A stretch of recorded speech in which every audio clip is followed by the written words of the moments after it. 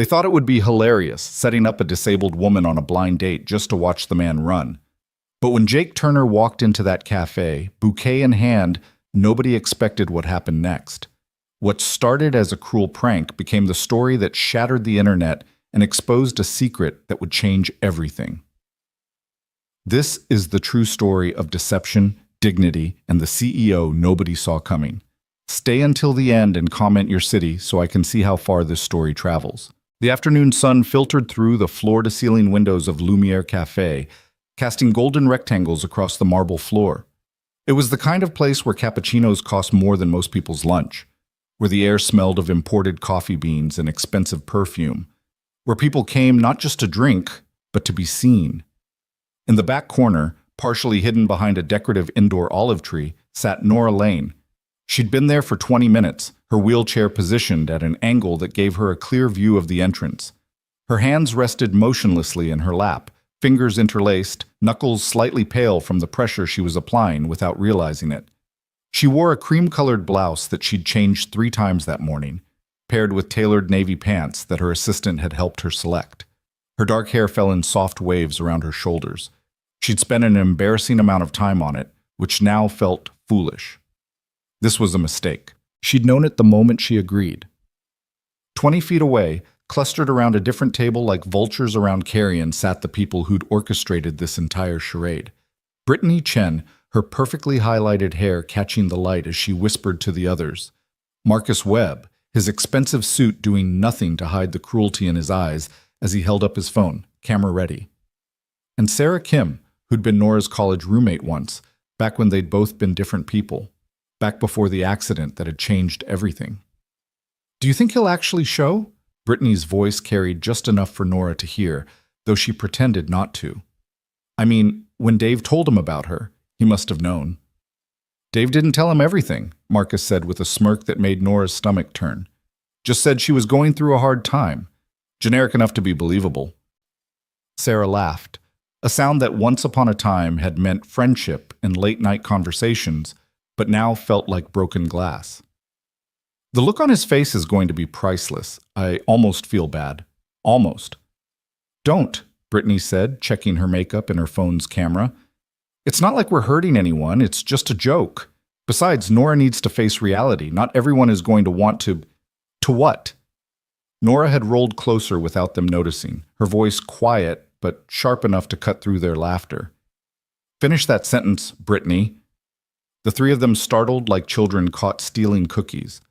For a moment, genuine discomfort flickered across their faces before the masks slid back into place. "Nora!" Sarah's voice was too bright, too forced.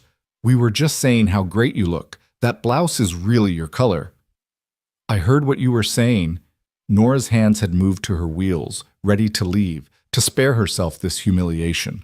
"I don't know why I thought this time would be different." "Oh, come on," Marcus said, leaning back with an ease that came from never having to worry about anything. "It's just for fun. Live a little. When was the last time you even went on a date?" The question hung in the air like smoke. When was the last time? Before the accident, certainly. Before the day that had split her life into before and after. Before she'd become this person she barely recognized, this woman in a wheelchair who people either pitied or ignored, who'd learned to read the subtle shifts in strangers' eyes when they first saw her. The quick assessment, the decision about whether she was worth their time. "That's what I thought," Marcus continued when she didn't answer. "Look, maybe this guy will surprise you. Maybe he'll be cool about it." "And if he's not?" Nora asked quietly. "Then what? You get your laugh, your video to share, and I get another reminder that this," she gestured to her wheelchair, "defines everything about how people see me?" Brittany had the grace to look away. Sarah studied her manicured nails. Only Marcus held her gaze, and what Nora saw there wasn't quite cruelty, but something perhaps worse. Indifference. "He's here," someone whispered urgently. All heads turned toward the entrance, where the door had just opened, bringing with it a gust of autumn air and the man who was about to become the unwitting centerpiece of their entertainment. Jake Turner didn't look like he belonged in Lumiere Cafe. That was Nora's first thought as she watched him pause just inside the entrance.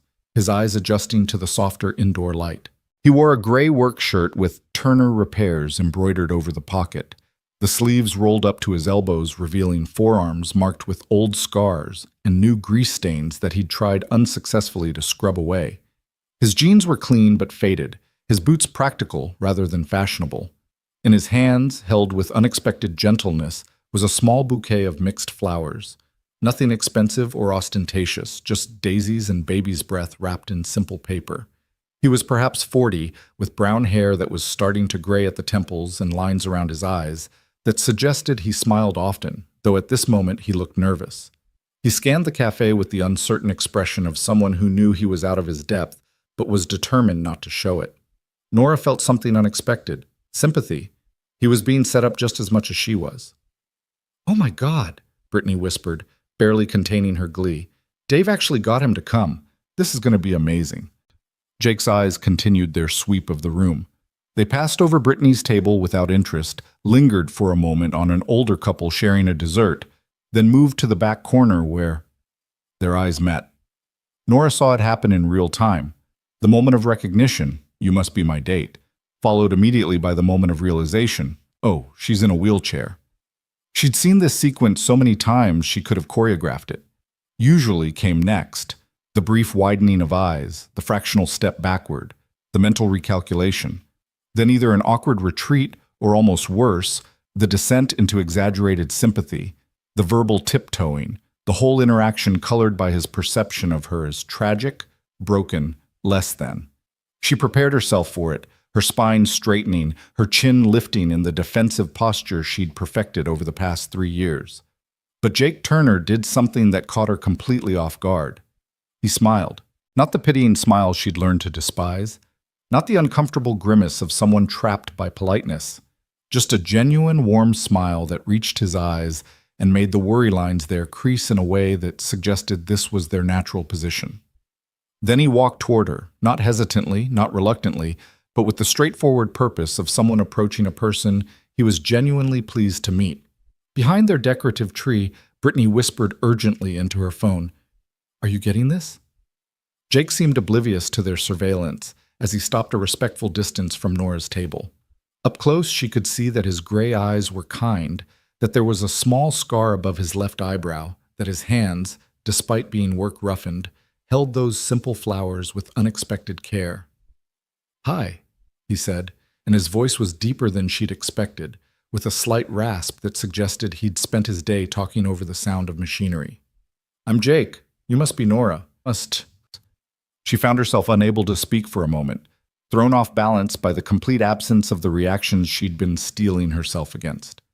Finally, she managed, "That's me. Hi. These are for you." He offered the bouquet, then seemed to realize she might have difficulty taking them from a standing position. Without making a production of it, without drawing attention to the adjustment, he simply shifted to place them gently on the table beside her, angled so she could see them.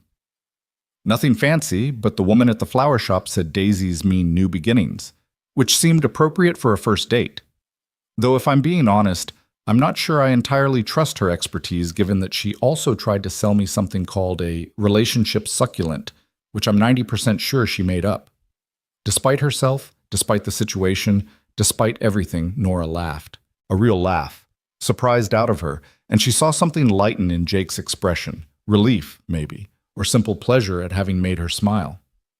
"May I sit?" he asked, gesturing to the chair across from her. "Please," she said, and watched as he settled himself with the comfortable ease of someone unbothered by the optics of the moment. No performative chivalry, no obvious discomfort. He just sat down like this was exactly where he wanted to be. From their hidden vantage point, Nora could hear Brittany's whispered commentary. "Okay, so he didn't run. Give it 5 minutes. Once he realizes what he's actually dealing with." "So," Jake said, pulling a handkerchief from his pocket to wipe a smudge of grease from his thumb, "I should probably apologize up front. My buddy Dave set this up, and he has an unfortunate tendency to oversell me. Whatever he told you, I can promise you I'm about 30% less interesting and 40% more likely to have machinery grease somewhere on my person at any given moment. Case in point." He gestured to the handkerchief with a self-deprecating grin. Nora found herself leaning forward slightly. The handkerchief wasn't just functional. It was clearly handmade, with uneven stitches and what looked like a motto embroidered in multicolored thread, the letters wobbling but earnest. Strong hearts walk farther. That's beautiful, she said without thinking. Did you make it? God, no. My stitching looks like a drunk spider designed it. My daughter made it for me. Mia. She's 9, and she's recently discovered embroidery, which means everything I own now has some kind of inspirational phrase on it. Last week she added "Dream Big" to my work pants. My crew hasn't stopped giving me grief about it. You have a daughter. It wasn't a question, but Jake nodded anyway. Yeah, best thing that ever happened to me, even if she does use me as a canvas for cross-stitch motivation. His smile turned softer, more private. Her mom passed away 4 years ago. Cancer. So it's just been me and Mia figuring things out together. Some days we're better at it than others, but we manage. The casual honesty of it disarmed her completely. No evasion, no careful editing of his life to seem more appealing. Just the truth, offered simply, the way someone might mention the weather. I'm sorry about your wife, Nora said quietly. Thank you. It was the hardest thing we've ever been through. But Mia, she's stronger than I ever could have imagined, resilient in a way that sometimes breaks my heart because no kid should have to be that resilient, you know? He paused, seeming to catch himself. Sorry, Dave warned me I have a tendency to overshare about Mia. She's my favorite topic. Don't apologize. It's nice. And it was. There was something refreshing about his willingness to be vulnerable, to present himself as something other than the smooth, polished version people usually brought to first dates. A waiter appeared with menus, his eyes barely flickering over Nora's wheelchair before addressing his questions pointedly to Jake, as if she couldn't speak for herself. It was a subtle slight, one that happened so often Nora had stopped correcting it. But Jake noticed. I'm sorry, he said to the waiter with unfailing politeness, but I think you meant to hand the menu to my date first. He reached across and took both menus, handing one directly to Nora before taking his own. Thank you. The waiter flushed, mumbled an apology, and retreated. It had taken perhaps 10 seconds, but in that brief exchange, something shifted in Nora's chest. Not pity, not even chivalry exactly, just respect. Simple, uncommon respect. So, Jake said, oblivious to the magnitude of what he'd just done, Dave said you work downtown. What do you do? Nora hesitated. This was usually where things got complicated. She could see Brittany's table from the corner of her eye, phone still raised, waiting for the moment when Jake would learn who she really was. But something about his genuine interest, about the way he'd treated her so far like she was simply a person he'd come to meet, made her want to preserve this moment of normalcy just a little longer. I work in corporate management, she said, which was technically true if you considered CEO a management position. It's demanding, long hours, high stress, not always rewarding, but it has its moments. I can relate to the long hours part, though I'd imagine corporate management is a bit different from crawling under sinks and rewiring breaker boxes. He studied the menu without really seeing it. Can I ask you something, and please tell me if I'm overstepping? Here it comes, Nora thought. The question about her wheelchair, about what happened, about whether it's permanent or if she's getting better.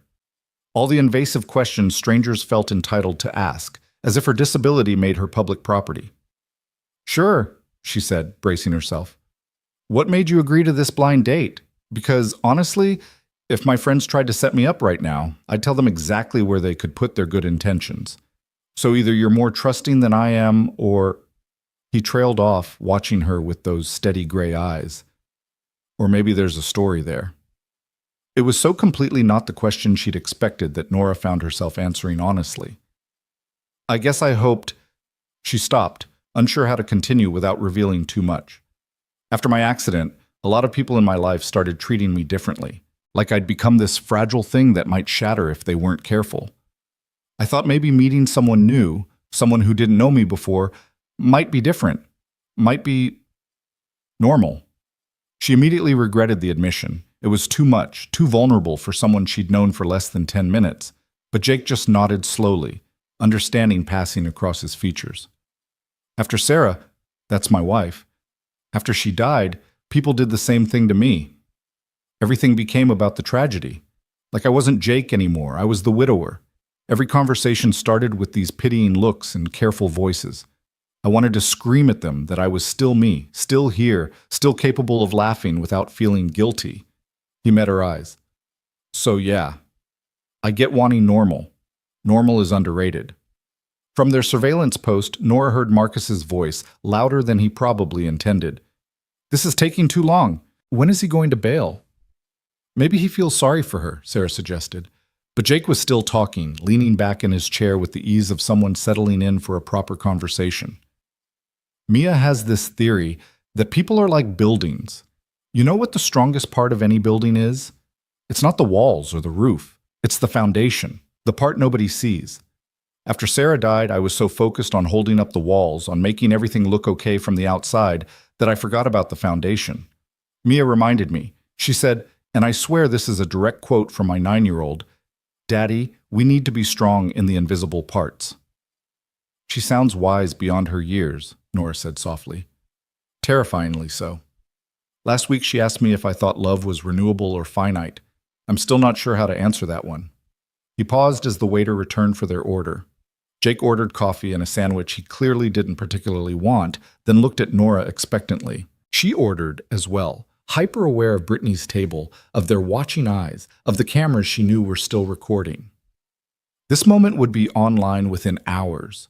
She could already imagine the comments, the shares, the inevitable distortions of whatever narrative someone wanted to spin. But sitting across from Jake, watching the late afternoon light catch in his graying hair, listening to him talk about his daughter with such unguarded affection, she found it harder to care about what happened after. Right now, in this moment, she was just a woman on a date with a man who seemed to actually see her. "Can I ask about your daughter's motto?" She gestured to the handkerchief, which he'd left on the table between them. "Strong hearts walk farther." That's not just cute embroidery, that means something. Jake picked up the handkerchief, running his thumb over the uneven stitches with obvious affection. After Sarah died, Mia went through a phase where she didn't want to walk anywhere. Not couldn't, wouldn't. She said walking felt too far away from the house, like if we went too far we might forget Sarah was still there, in our memories and photos, and the way certain rooms still smelled like her perfume. His voice had gone quieter, more intimate. Nora leaned forward instinctively. "So I told her a story," Sarah used to tell, about how love isn't a place you visit. It's something you carry. Your heart is strong enough to carry it as far as you need to go. And Mia, she latched onto that idea. Within a week, she was embroidering these handkerchiefs for both of us. Strong hearts walk farther. It was her way of saying she was ready to keep moving forward, even though moving forward felt like leaving Sarah behind. Nora felt something break open in her chest, that careful wall she'd built to protect herself from exactly this kind of connection. "That's beautiful," she whispered, "and devastating, but beautiful." "That pretty much sums up grief," Jake said with a sad smile. "Beautiful and devastating, often at the same time." Their coffee arrived, providing a natural pause. Nora used it to study Jake more carefully. There was something unguarded about him, an openness that felt both rare and risky in her world. In her daily life, the part she hadn't told him about yet, people approached conversations like chess matches, every word calculated for advantage, every vulnerability a potential weakness to exploit. Jake Turner didn't seem to know how to play that game, or maybe he simply refused to. "Can I ask what happened?" Jake said suddenly. "With your accident? I mean, only if you want to talk about it. Dave mentioned you'd been through something difficult, but he was characteristically vague, which, knowing Dave, means he either doesn't know the details or he's being uncharacteristically tactful." Nora appreciated that he'd asked directly rather than dancing around it. "Car accident. 3 years ago. A truck ran a red light and T-boned my car on the driver's side, crushed my spine. Doctors said I'd never walk again." She said it matter-of-factly, the way she'd learned to present her trauma, a simple biography rather than ongoing grief. "Jesus," Jake breathed. "And these people." He glanced toward Brittany's table, and Nora realized with a start that he'd been aware of their surveillance all along. "They thought it would be funny to set you up on a date to watch you get hurt again?"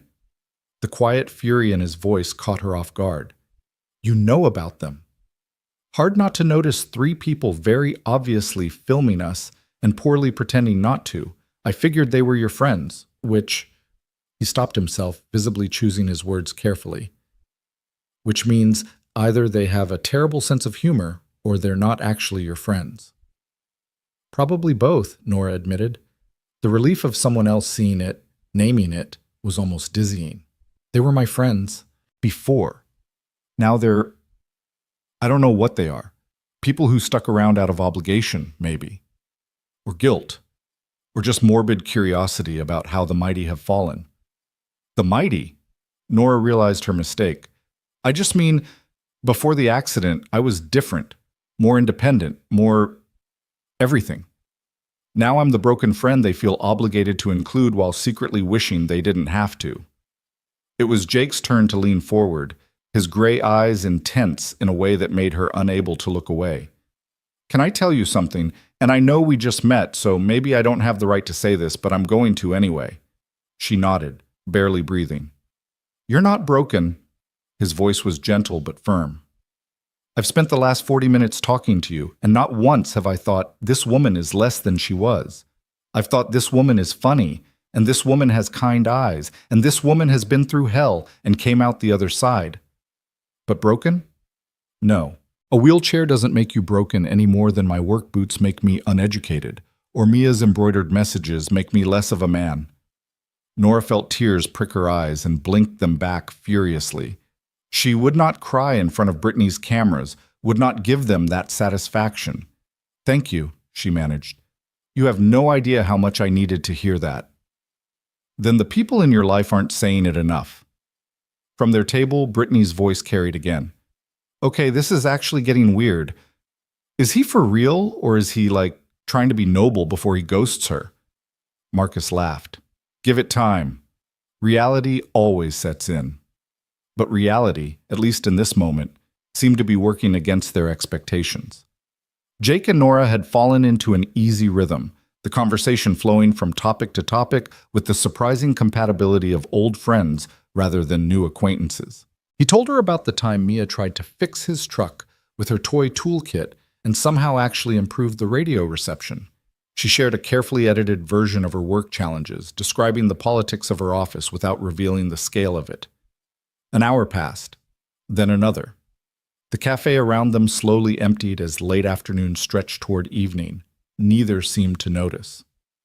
What's the best part of your job? Jake asked, stealing a fry from the plate they were somehow now sharing, despite having ordered separately. Nora considered the question. In her real job as CEO of Lane Corp., a commercial real estate empire worth billions, the honest answer would be power, or influence, or the satisfaction of building something lasting. But sitting here, pretending to be just another corporate manager, she found herself reaching for a different truth. The moments when you actually help someone, she said slowly. My company works with a lot of different organizations, and sometimes I get to see how the decisions I make ripple outward. A building we develop becomes someone's office. A policy I implement makes someone's job easier.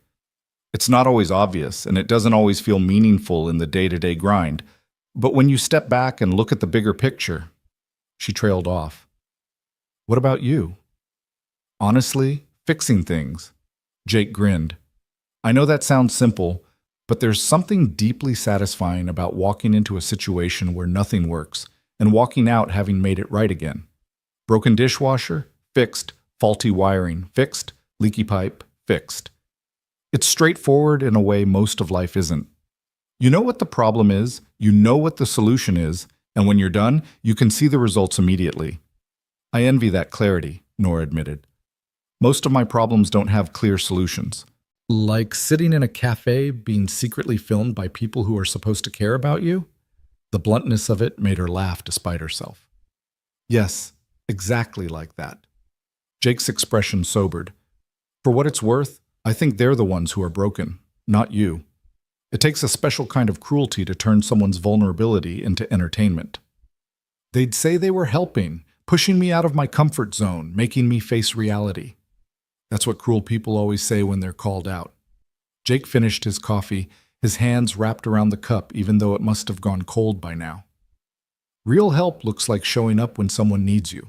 Listening without trying to fix everything. Treating someone with dignity especially when the rest of the world doesn't. Is that what you think you're doing? Nora asked quietly. Treating me with dignity? I'm treating you like a person I'm genuinely enjoying spending time with, which happens to be true. He met her eyes. I came here today nervous as hell, convinced Dave had oversold me, and I'd somehow disappoint you. I didn't come here to be noble or prove anything. I just came hoping to have a decent conversation with someone new. And instead I got... He gestured between them. This, whatever this is, it's been the best afternoon I've had in longer than I can remember. The sincerity in his voice was almost painful. Nora had spent 3 years surrounded by people who either pitied her or used her, who saw her wheelchair before they saw her, who made every interaction about her limitations rather than her capabilities. And here was this mechanic in a work shirt with grease under his fingernails and his daughter's embroidery in his pocket, treating her like she was simply a woman worth knowing. Jake, she started, then stopped, unsure what she wanted to say. That this had been extraordinary, that she hadn't felt this scene in years, that she was terrified of what would happen when he learned the full truth about who she was. Before she could find the words, a commotion erupted from Brittany's table. Marcus had stood abruptly, his chair scraping loudly against the floor. "This is ridiculous," he announced loudly enough for the entire cafe to hear. "Nora, seriously? You're really going to sit there and pretend this is real?" Every head in the cafe turned. Nora felt her face flush hot with humiliation and anger. This was it. The moment they'd been waiting for, when they could expose the situation and humiliate them both. But Jake was already standing, his movement calm but purposeful. He didn't look angry, just deeply disappointed in a way that was somehow worse. "I'm sorry," Jake said, his voice carrying clearly through the sudden silence. "But who are you, and why do you think you're part of this conversation?" Marcus faltered slightly, clearly not expecting to be directly confronted. "I'm her friend, and you're just some guy Dave found. This whole thing is a joke." "A joke," Jake repeated slowly, like he was testing the weight of the word. "You orchestrated a situation where someone you claim to care about would be publicly humiliated. You filmed it without her consent, and you think calling it a joke makes it okay. It was supposed to be funny. She'd see the guy's face when he realized." Marcus stopped, seeming to realize he was revealing too much. "When he realized what? That she uses a wheelchair?" Jake's voice remained calm, but there was steel underneath it now. "I'm confused about what part of that was supposed to be funny.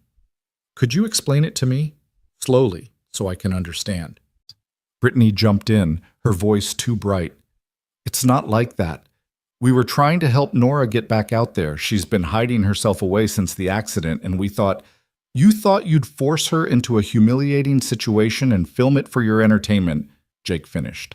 "That's not help. That's cruelty dressed up in concern." Sarah finally spoke, and there was something genuine in her voice, guilt maybe, or shame. "We didn't mean for it to go like this. We thought you'd react differently, that you'd be uncomfortable, or I'd run?" Jake asked quietly.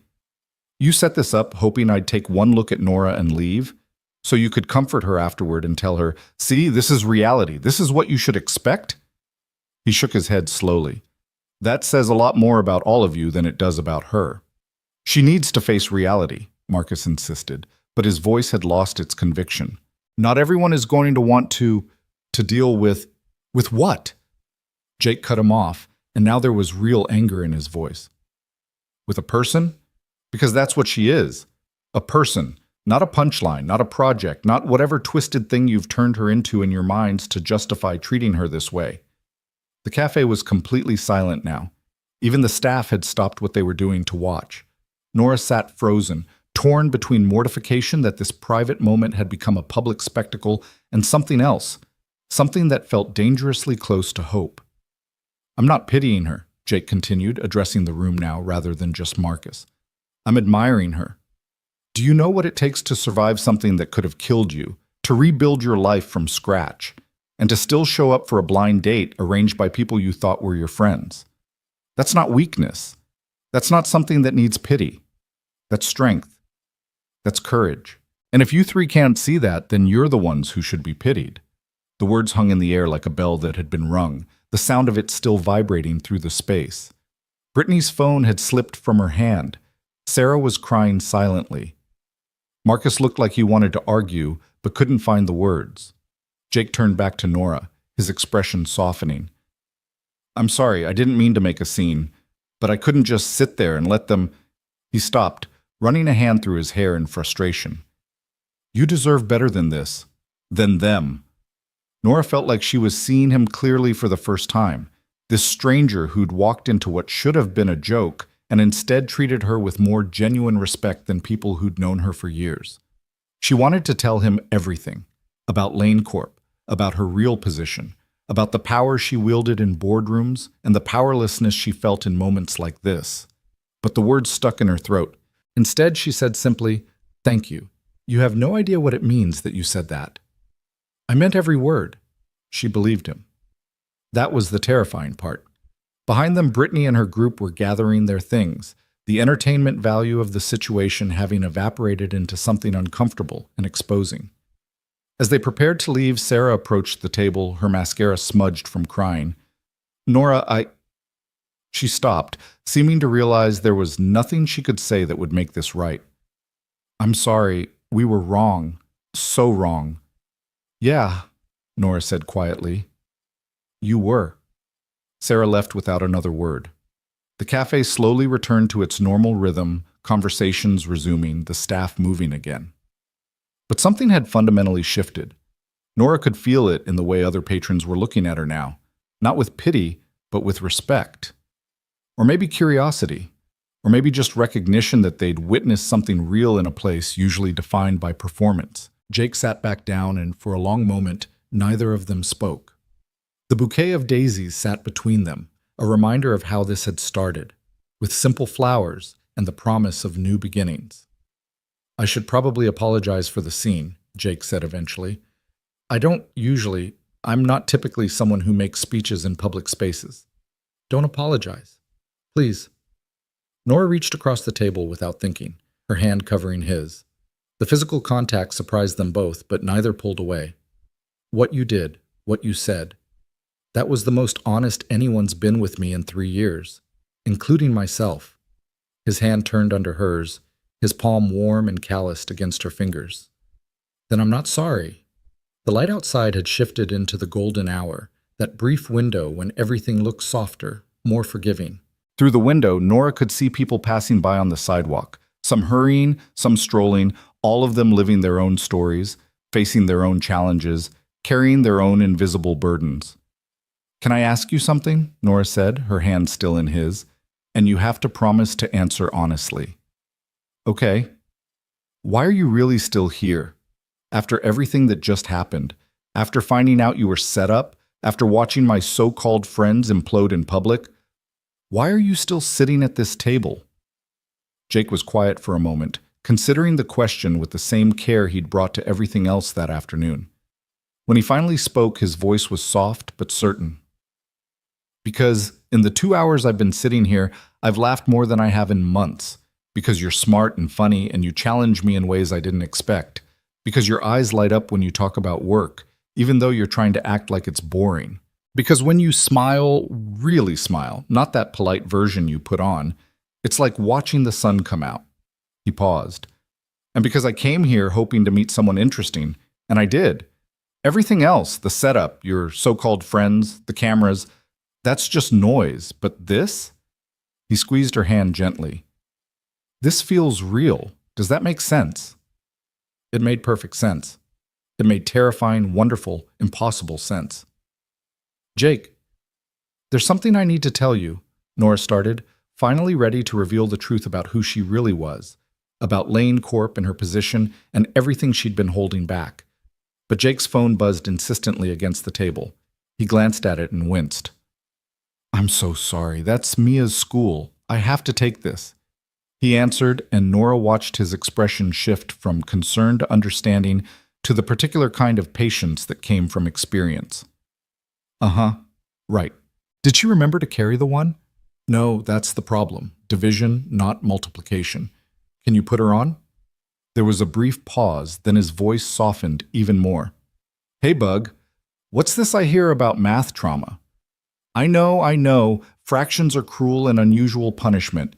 Tell Miss Hendricks I said so, because Miss Hendricks gives me that look that means she thinks I'm being a bad influence, that's why.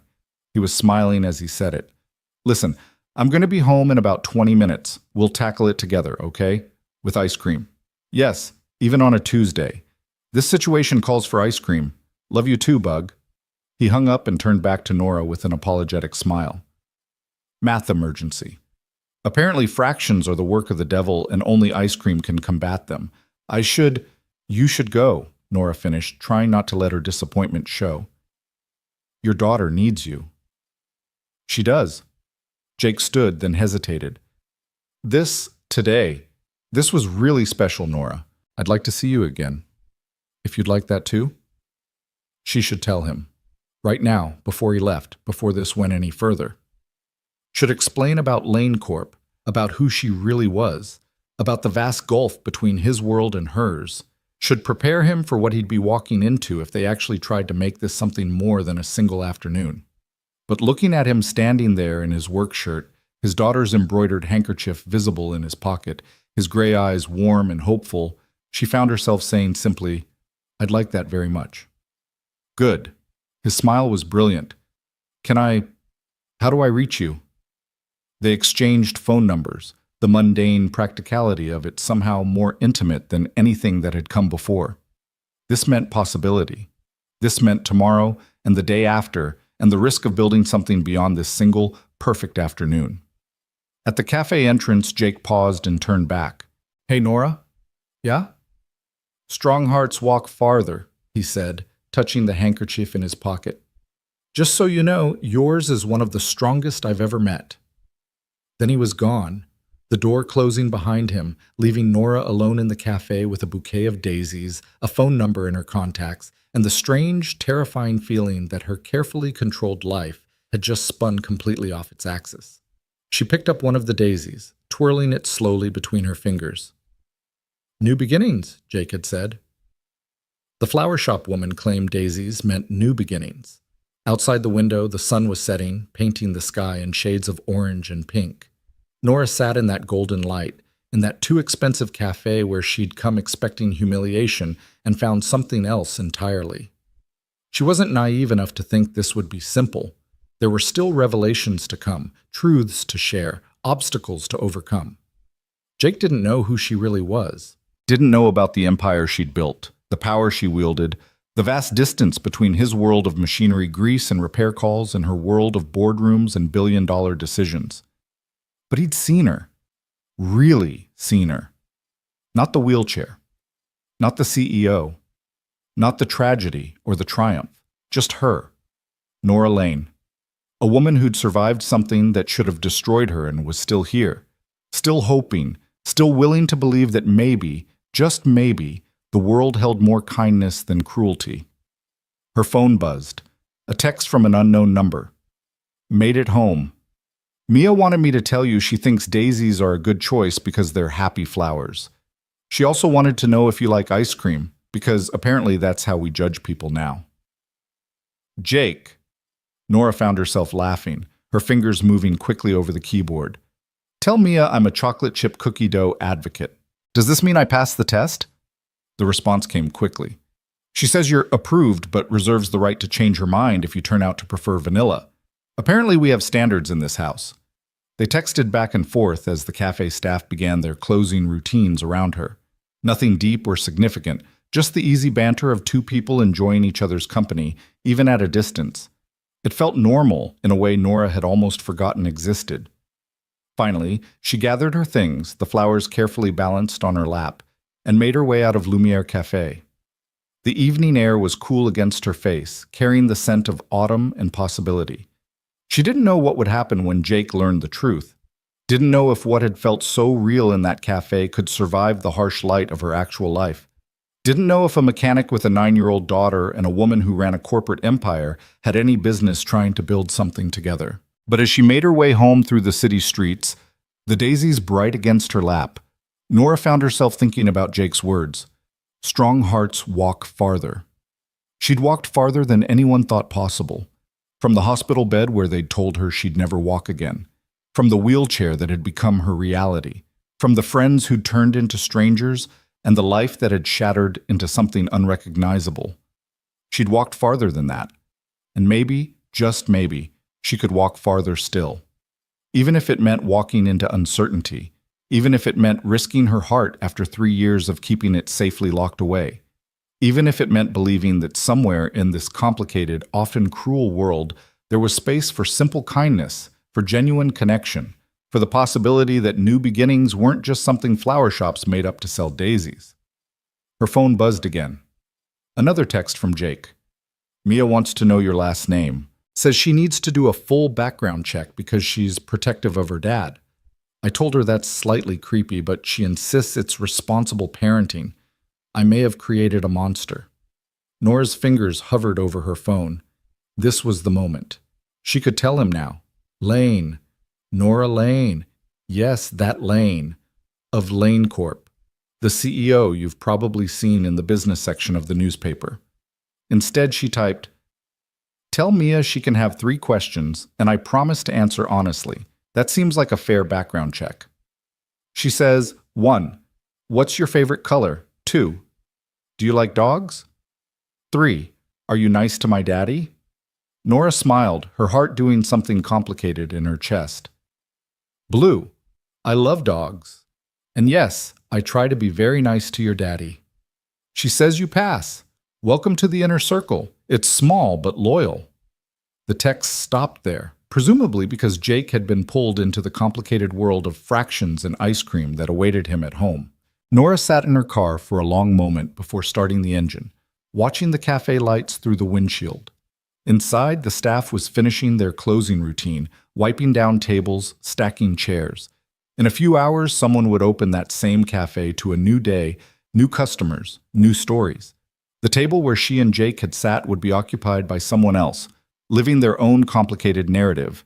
But for this one afternoon, that table had been theirs. That space had held something real and rare and worth protecting. Nora started the car and pulled into traffic, the daisies in the passenger seat beside her like a promise, like hope, like the possibility that sometimes, just sometimes, the people we meet by accident turn out to be exactly who we needed to find. She didn't know what tomorrow would bring. Didn't know how to reconcile the woman she'd been in that cafe with the CEO she'd be again come Monday morning. Didn't know if Jake would still look at her the same way once he knew the full truth. But tonight, driving through the city with happy flowers beside her and a mechanic's daughter's approval in her phone, Nora Lane allowed herself to believe in new beginnings. Even if they came wrapped in simple paper and cost less than the coffee they'd shared. Especially then. The weekend passed in a blur of text messages and stolen moments between Jake's repair calls and Nora's carefully maintained silence about her real identity. Saturday morning brought a photo of Mia's latest embroidery project, a lopsided heart with the words, "Be brave," stitched in purple thread. Saturday afternoon, Nora sent back a picture of the daisies, now in a vase on her kitchen counter, still fresh and defiant against wilting. Sunday evening, Jake called instead of texting, his voice warm and slightly tired. Mia's finally asleep. She spent 2 hours today trying to teach me embroidery. I have 3 puncture wounds and a newfound respect for anyone who can make a straight line with a needle.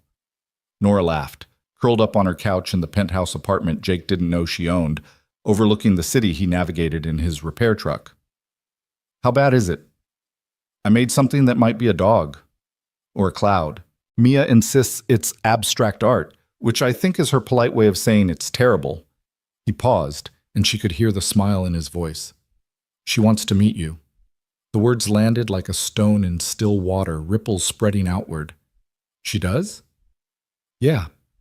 I told her it might be too soon, that we've only been on 1 date, but she gave me this look. You know the look kids give you when they think you're being ridiculous?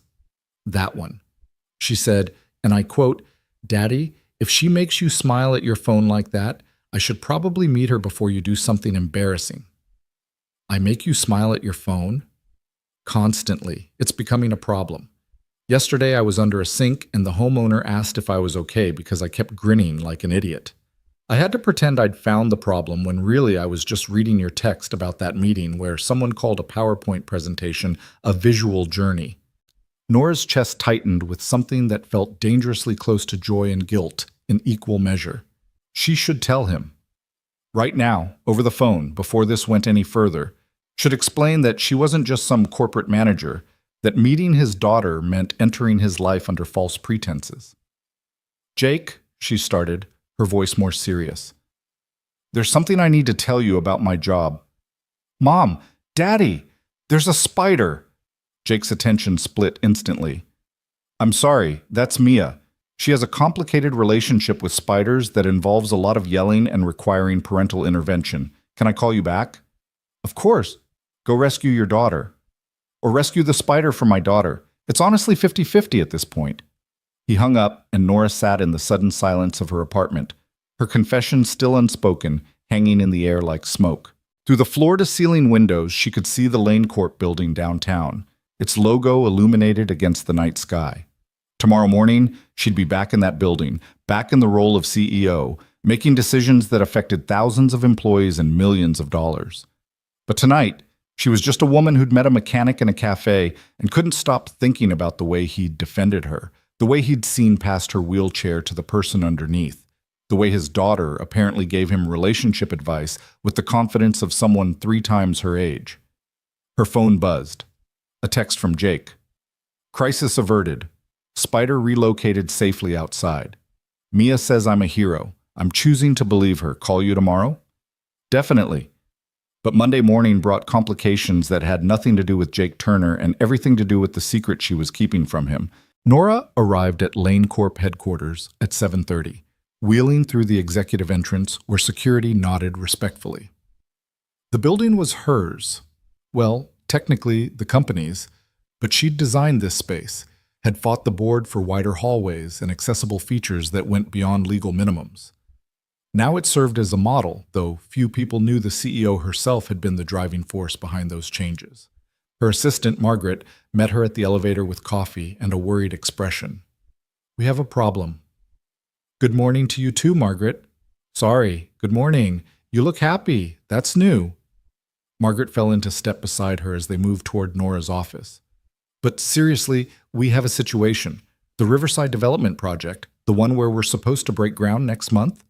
Nora's good mood evaporated.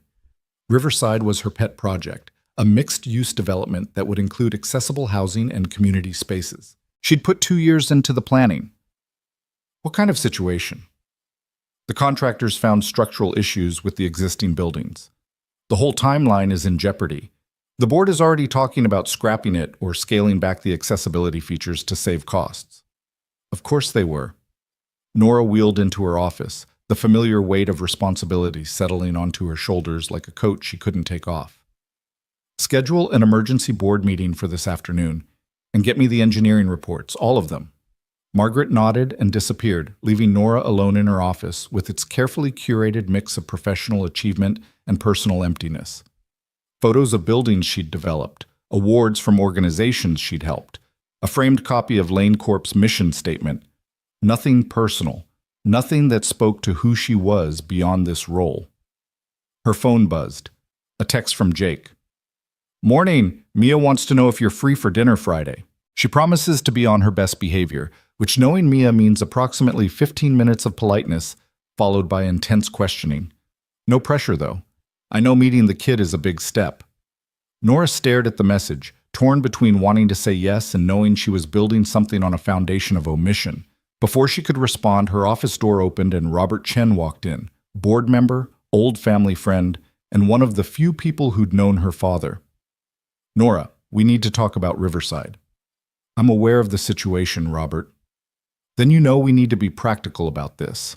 The accessibility features you've insisted on, they're expensive, and with these structural issues, those features are non-negotiable. Nora's voice was steel. We committed to creating housing that works for everyone, not just the able-bodied. That was the whole point of Riverside. Robert sighed, settling into the chair across from her desk. I understand your personal connection to this, but as a board member, I have to think about the bottom line. We could save millions by scaling back, and we'd be breaking promises to the community. To the people who are counting on us to follow through. Nora leaned forward. My personal connection, as you call it, doesn't make me less capable of making sound business decisions. If anything, it makes me more aware of what this project represents. I'm not questioning your capability. I'm questioning whether you're too close to this to see the practical realities. It was an old argument, one they'd had in various forms since Nora had taken over as CEO. The assumption that her wheelchair made her biased, that her personal experience was a liability rather than an asset. She'd learned to fight these battles carefully, strategically, choosing when to push and when to redirect. The practical reality, she said quietly, is that we're one of the largest commercial real estate companies in the state. We have the resources to do this right. The question isn't whether we can afford it. It's whether we have the integrity to follow through on our commitments. Robert studied her for a long moment. You're your father's daughter, stubborn as hell and twice as idealistic. I'll take that as a compliment. It was meant as one. He stood to leave. I'll support you in the board meeting, but you need to have solid numbers, Nora. The other members won't be swayed by idealism alone. After he left, Nora spent the next 3 hours buried in engineering reports and cost projections, building the case she'd need to save Riverside. It was exhausting work, made more so by the knowledge that she was fighting not just structural issues, but institutional bias, the quiet assumption that accessibility was a luxury rather than a necessity. Her phone buzzed periodically with texts from Jake, photos of his morning jobs, a complicated rewiring situation, a flooded basement, the stray cat that had apparently adopted his truck as a napping spot. Each message was a small window into a life completely separate from hers, and each one made the gulf between them feel wider. At noon, Margaret appeared with lunch and another worried expression. The press got wind of the Riverside delays. We're getting calls. Of course we are. Nora rubbed her temples. Standard response? We're assessing the situation and remain committed to the project. Don't give them anything else. There's something else. Margaret hesitated. TMZ picked up that video from the cafe, the one where you and that mechanic. Nora's blood ran cold. What video? Apparently one of those people filming you posted it online. It went viral over the weekend. The caption is something like, "Watch this man defend disabled woman on blind date." The comments are, well, they're mostly positive, but people are starting to recognize you in the background. It's only a matter of time before someone connects the dots. This was it. The moment when her two worlds collided in the worst possible way. Jake would find out who she really was, not through her telling him, but through a viral video and media speculation. Pull it up, Nora said quietly. Margaret handed over her tablet, and Nora watched that afternoon from an outside perspective. There was Jake standing up to Marcus, his voice clear and unwavering. I'm not pitying her. I'm admiring her. There was her own face, visible in profile, showing more emotion than she'd realized she'd been displaying. And there, in the comments, were thousands of people weighing in on a moment that had felt private, intimate, real. Most comments were supportive. Some were pitying. A few were cruel. But what made Nora's stomach twist was the growing thread of people asking questions. Wait, isn't that Nora Lane? Is this the Nora Lane, like the CEO? Why is a billionaire on a blind date setup? How bad is it? She asked without looking up. Trending on 3 platforms. The business press is starting to pick it up. By tomorrow, everyone will know. Which meant Jake would know. Would see it not as her telling him the truth, but as him discovering she'd been lying by omission. Would think she'd been playing some kind of game, slumming with the working class for entertainment. I need to call someone, Nora said. Close the door on your way out. Margaret left, and Nora sat in the silence of her office, staring at her phone. She should call Jake. Should explain everything before he heard it from someone else. Her phone rang. Jake's name on the screen. She answered with shaking hands. Hi. Hey. I hope it's okay that I'm calling. I know you're at work, but I had a lunch break and I wanted to hear your voice. He sounded happy, relaxed, completely unaware of the storm that was about to hit. Mia's been talking about Friday non-stop. I think she's more excited about this dinner than I am, which is saying something because I'm pretty excited. Jake, Nora's voice cracked slightly. Have you been online today? Online? No, I've been elbow deep in a furnace all morning. Why? There's a video from the cafe. Someone posted it, and people are seeing it, a lot of people. A pause. Then, carefully, okay, what kind of video? When you stood up to those people. When you defended me. Someone filmed it and it went viral. Oh. Another pause, longer this time. Are you okay? I mean, I know you didn't want that moment broadcast to the world. I'm sorry if my speech made things worse. You have nothing to apologize for. Nora closed her eyes. But Jake, there's something I need to tell you. Something I should have told you on Friday, but I wasn't ready, or I was scared, or I just wanted one afternoon where I could be normal. And now it's going to come out anyway, and you're going to think I was lying to you. Nora, breathe. His voice was calm, grounding. Whatever it is, just tell me. We'll figure it out. I'm not just a corporate manager. The words came out in a rush. I'm the CEO of Lane Corp. The woman in that cafe, the one you defended. I run a billion-dollar company. I own half the commercial real estate downtown. I'm not who you think I am. The silence that followed felt infinite. Nora could hear her own heartbeat, could hear the distant sounds of the city through her office windows, could hear everything except Jake's voice. Finally, Lane Corp. As in the Lane building?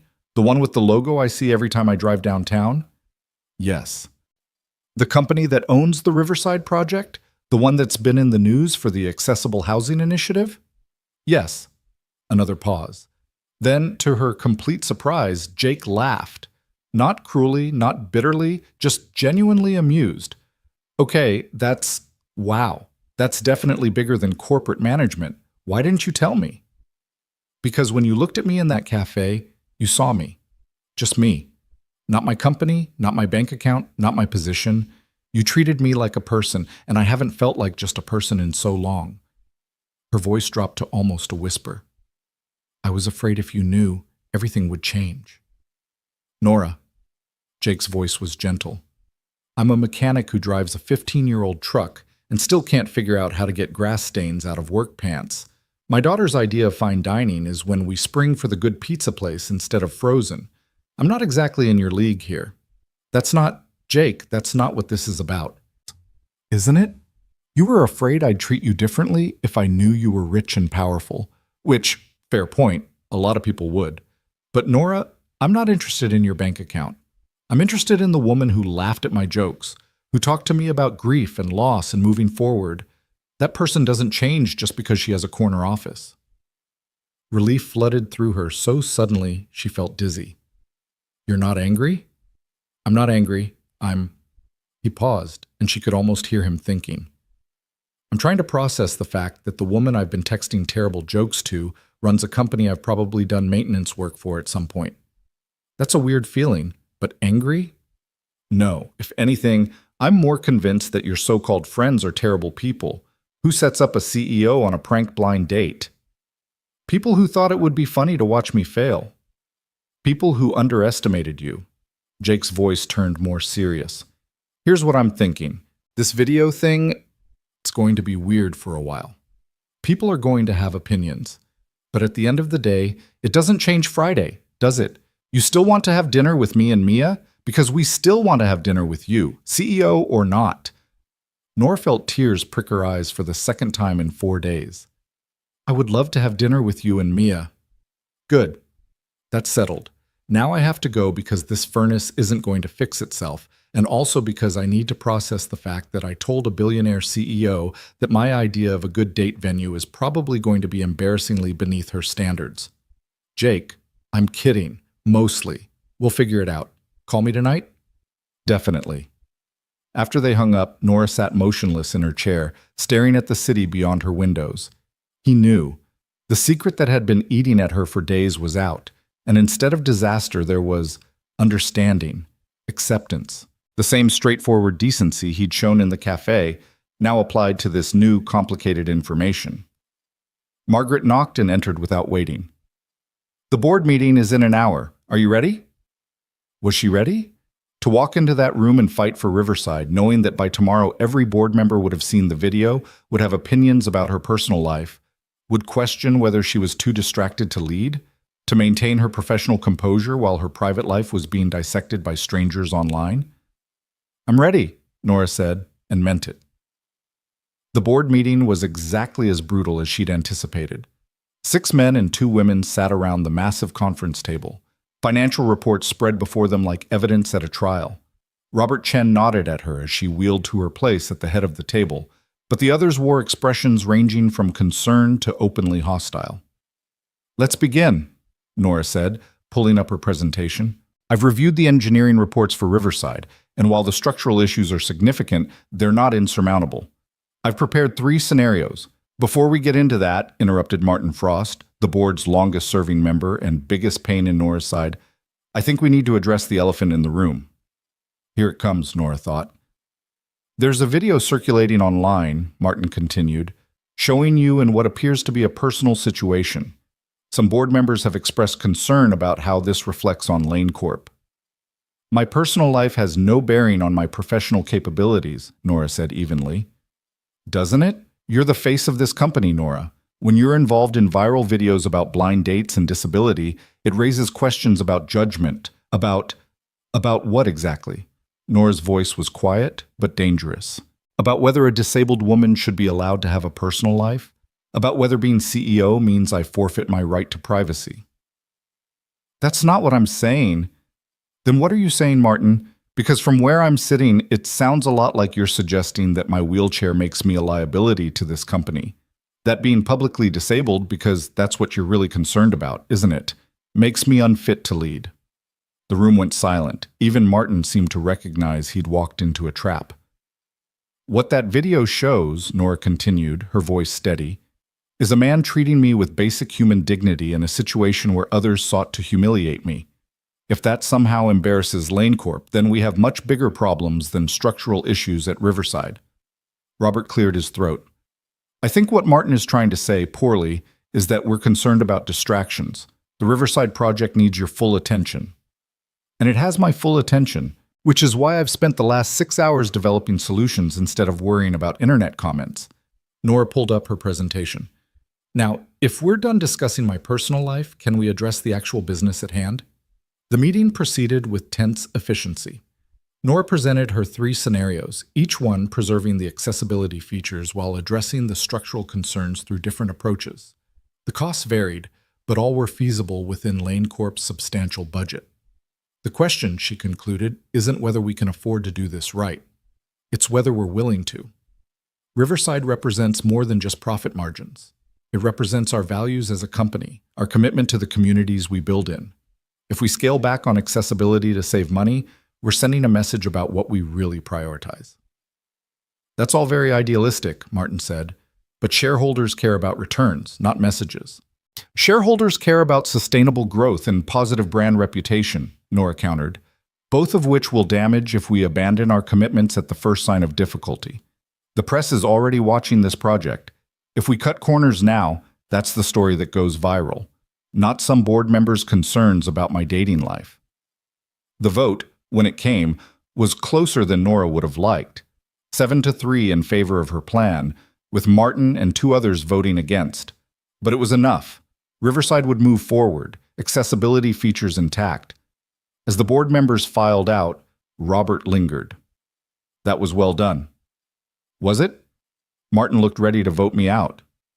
"Martin's been looking for a reason to challenge you since you took over. Don't let him get to you." Robert paused. "For what it's worth, that video, the man defending you, he seemed genuine. Not many people like that left in the world." "No," Nora agreed softly. "There aren't." The rest of the afternoon blurred together in a series of meetings, calls, and decisions. By the time Nora finally made it home, the sun was setting and her phone was full of messages, from reporters requesting comment, from old acquaintances suddenly interested in her life, from strangers who'd seen the video and felt compelled to share their opinions. But the only message she cared about was from Jake. "Survived the day? Mia and I are making spaghetti if you want to talk. She says it's her specialty, though I should warn you her definition of specialty is loose at best." Nora called instead of texting, and Jake answered on the second ring. "Hey, how was the board meeting?" The casual question, asked with genuine interest rather than professional necessity, made something in Nora's chest loosen. Exhausting, but successful. We're moving forward with Riverside. That's the accessible housing project, right? I read about it when I was procrastinating on paperwork last week. Seemed like a big deal. It is. It's... Nora paused, uncertain how much to share. But this was Jake, who'd already proven he could handle complicated truths. It's personal for me. After my accident, I realized how much of the world isn't built for people with disabilities. Buildings, transportation, housing, all of it designed with the assumption that everyone is able-bodied. Riverside is my attempt to change that, at least in one small corner of the city. That's not small, Nora. That's incredible. The board doesn't always see it that way. Today there were questions about whether I was too personally invested to make rational decisions. Jake was quiet for a moment. In the background, she could hear Mia singing something off-key. Can I tell you something my wife used to say? Sarah was a nurse, worked in pediatric oncology. Heartbreaking stuff. People would ask her how she could handle it, how she didn't get too emotionally involved. And she'd say, "The day I stop being emotionally involved is the day I need to find a different job." She believed that caring about people, really caring, not just professional detachment, made her better at her work, not worse. Did it? Yeah, it did. She was amazing at her job because she cared so much. Sure, it hurt more when things went wrong, but it also meant she fought harder for her patients, noticed things other people missed, showed up in ways that mattered. His voice softened. What I'm saying is, being personally invested in Riverside doesn't make you less capable of leading it. It makes you more capable of understanding what it needs to be. Nora closed her eyes, letting his words sink in. Thank you. I needed to hear that today. Anytime. Now, Mia wants to talk to you. Fair warning, she's been planning Friday's dinner all afternoon and has approximately 60 questions. There was a rustling sound. Then a young voice came on the line, higher than Nora expected, full of barely contained energy. Hi, is this Nora? I'm Mia. I'm 9. Daddy says you're coming for dinner on Friday, which is exciting because we never have fancy people over. Not that you have to be fancy. You can be regular. I'm usually regular except for church. Do you like spaghetti? I make it with sauce from a jar, but Daddy says that's okay because cooking is about love, not recipes. Do you have any food things I should know about? Like allergies, or if you hate mushrooms because I hate mushrooms and Daddy keeps trying to sneak them into things. Mia, Jake's voice in the background, amused. Breathe. I'm breathing. I'm just asking important questions. Nora found herself smiling, genuinely smiling, for the first time since the board meeting. Hi, Mia. It's nice to talk to you. I like spaghetti very much. I don't have any allergies, and I also hate mushrooms, so we're already on the same page. See, Daddy, I told you mushrooms were bad. Even Nora agrees. Great, now you've allied with my daughter against me, Jake said, but she could hear the laughter in his voice. I'll never win another food argument. Can I ask you something? Mia's voice had gone more serious. Daddy said you use a wheelchair. Is it the kind with motors or the kind you push yourself? Mia... Jake started to interrupt, probably worried his daughter was being too direct, but Nora cut him off. It's okay. I push myself. Sometimes it's harder than others, but I like being able to control where I go. That makes sense. My friend Emma has a wheelchair with motors because her arms don't work the same, but she says she likes it because it means she can go really fast and race people. Can your wheelchair go fast? Pretty fast, yeah. Cool. Maybe we can race sometime. I'm very competitive. Daddy says I get it from my mom. A pause, then more quietly, she died. But Daddy probably told you that. He did. I'm very sorry that happened, Mia. Thank you. It's sad, but also we have good memories, so that helps. Like how she used to sing really loud in the car, and Daddy would pretend to be embarrassed, but actually he loved it, and how she made the best chocolate chip cookies even though she always burned the first batch and said those were practice cookies, which was her way of eating cookies without feeling guilty. Nora's throat tightened. She sounds like she was wonderful. She was. Daddy says you're wonderful too, which is why I wanted to meet you, to make sure.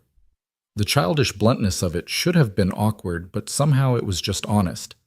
So far you seem pretty nice. I'll know more on Friday. That's fair. I'll try to pass your evaluation. Okay, here's Daddy again. Bye, Nora. More rustling, then Jake was back. Sorry about the interrogation. She's been holding those questions in all day. Don't apologize. She's incredible, Jake. You're raising an amazing kid. I'm trying. Most days I feel like I'm one disaster away from completely screwing it up. But then she says something insightful or kind, and I think maybe we're doing okay. He paused. So Friday. I should probably tell you that our apartment is nothing fancy. We're talking secondhand furniture and Mia's artwork covering every available wall space. If you're used to... Jake, Nora interrupted gently, I don't care about your furniture. I care about meeting your daughter and spending time with you. That's all. Right. Okay. Good. He sounded relieved. 6 o'clock work for you? 6 o'clock is perfect. They talked for another 30 minutes about nothing important. His day, her meeting, Mia's upcoming school project on the solar system. Easy conversation that required no performance, no careful word choice, just two people sharing their lives in small, everyday details. When they finally hung up, Nora sat in the quiet of her penthouse and thought about the gulf between her world and Jake's. Her apartment was 3,000 square feet of carefully designed luxury.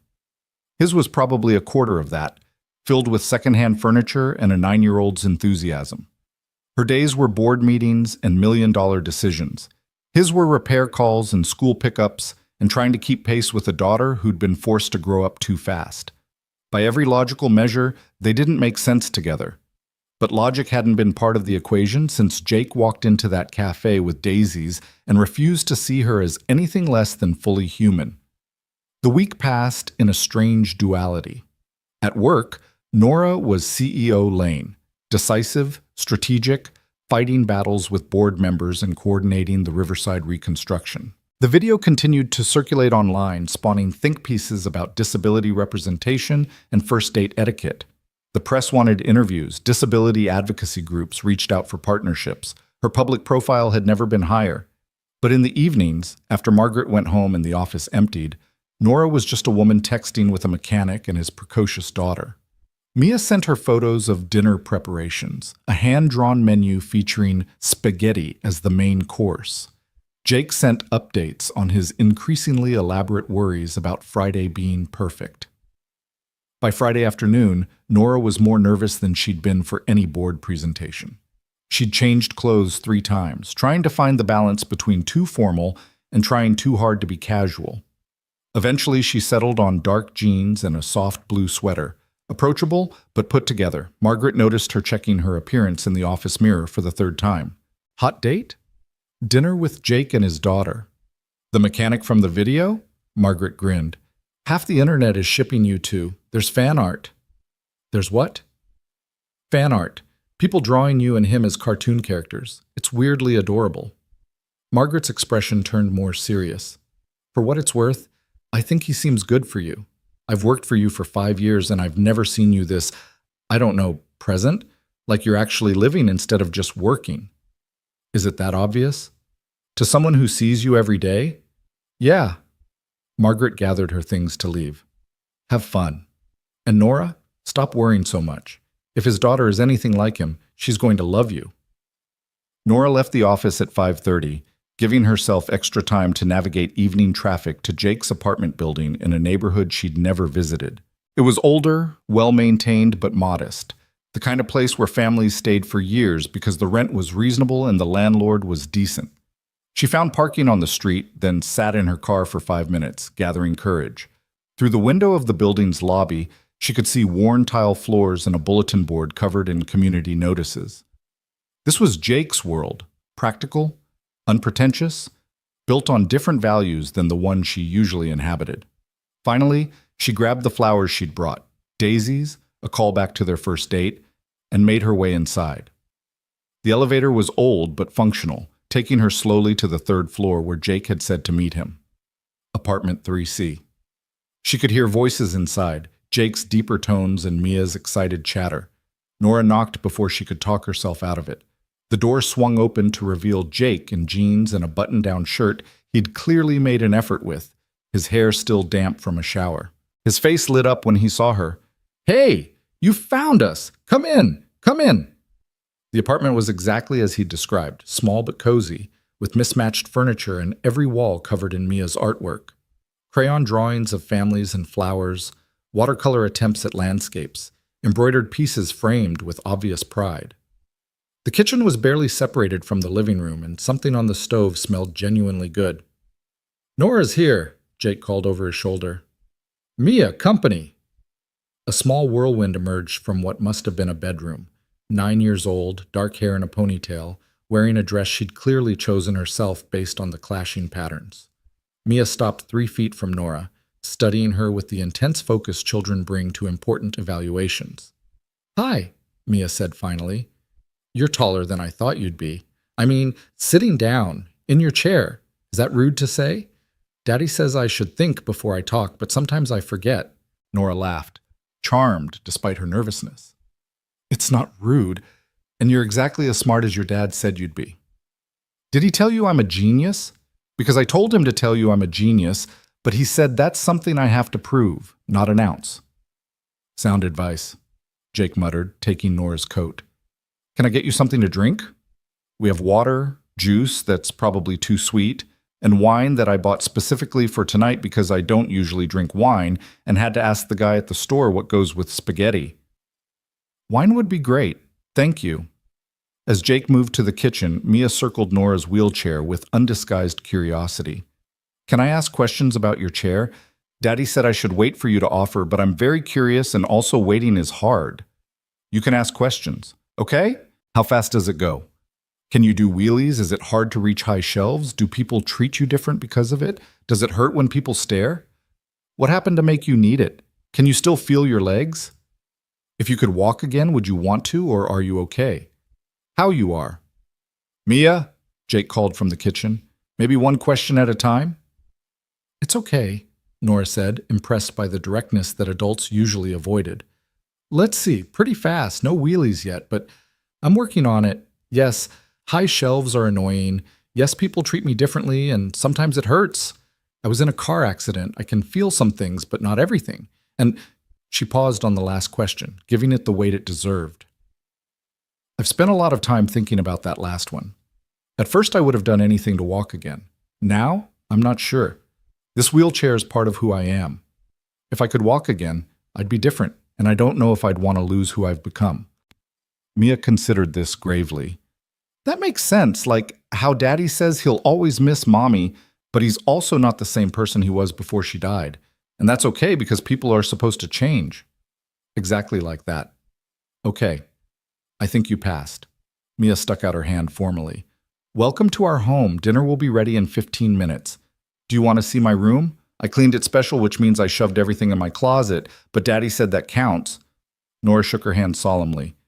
"I would love to see your room." What followed was a whirlwind tour of Mia's space, a small bedroom made enormous by the personality crammed into it. More artwork covered the walls, books overflowed from shelves. A bulletin board displayed photos of a woman who must have been Sarah, her smile bright in every image.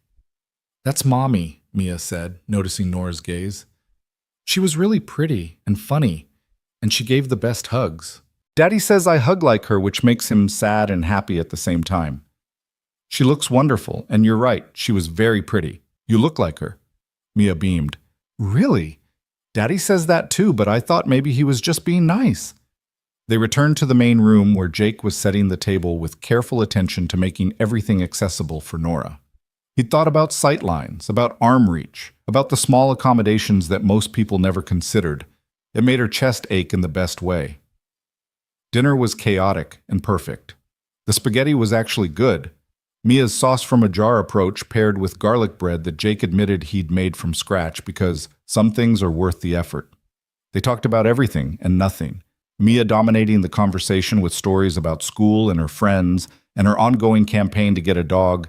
"Because every family needs a dog, Daddy. It's basically a requirement for happiness." "We've been over this," Jake said patiently. "Our building doesn't allow dogs." "Then we should move. Nora probably lives somewhere that allows dogs. Don't you, Nora? Tell Daddy we should get a dog." Jake shot Nora an apologetic look. "Don't drag our guest into this ongoing debate." But Nora was laughing, genuinely delighted by the domestic normalcy of it all. I do live somewhere that allows dogs, but I don't have one because I work too much. See? Even rich people don't have dogs because of grown-up reasons. Mia sighed dramatically. Being a grown-up sounds terrible. It has its moments, Jake said, his eyes meeting Nora's across the table, something warm passing between them. After dinner, Mia insisted on showing Nora her embroidery work, spreading dozens of pieces across the coffee table. Each one had a different motto or saying, stitched with varying degrees of skill but unwavering enthusiasm. This one's my favorite, Mia said, holding up a piece that said, Be brave, in crooked purple letters. I made it after Mommy died when I was scared all the time. Daddy helped me with the spelling. It's beautiful, Nora said honestly. You can have it if you want. I make extras sometimes for people who need them. Mia looked at her seriously. Do you need it? To be brave? The question, asked with such innocent wisdom, hit harder than any board meeting challenge. Yeah, Nora admitted. I think maybe I do. Okay, then it's yours. Mia handed it over ceremoniously.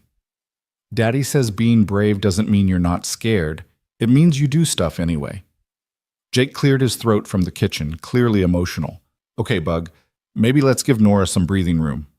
But Nora held the embroidered piece carefully, tracing the uneven letters. Thank you, Mia. This means more than you know. The evening wound down slowly. Mia eventually fell asleep on the couch during a movie she'd insisted they all watch together. Jake carried her to bed with practiced ease, then returned to where Nora waited. Well, he said, settling onto the couch beside her. Verdict? She's incredible. You're raising an extraordinary human. She likes you too, I can tell. He ran a hand through his hair. I was worried this would be weird, that my life, our life, would seem small compared to what you're used to. Nora turned to face him fully. Jake, I live in a penthouse that's too big for one person, surrounded by things I bought because I could afford them, not because I needed them.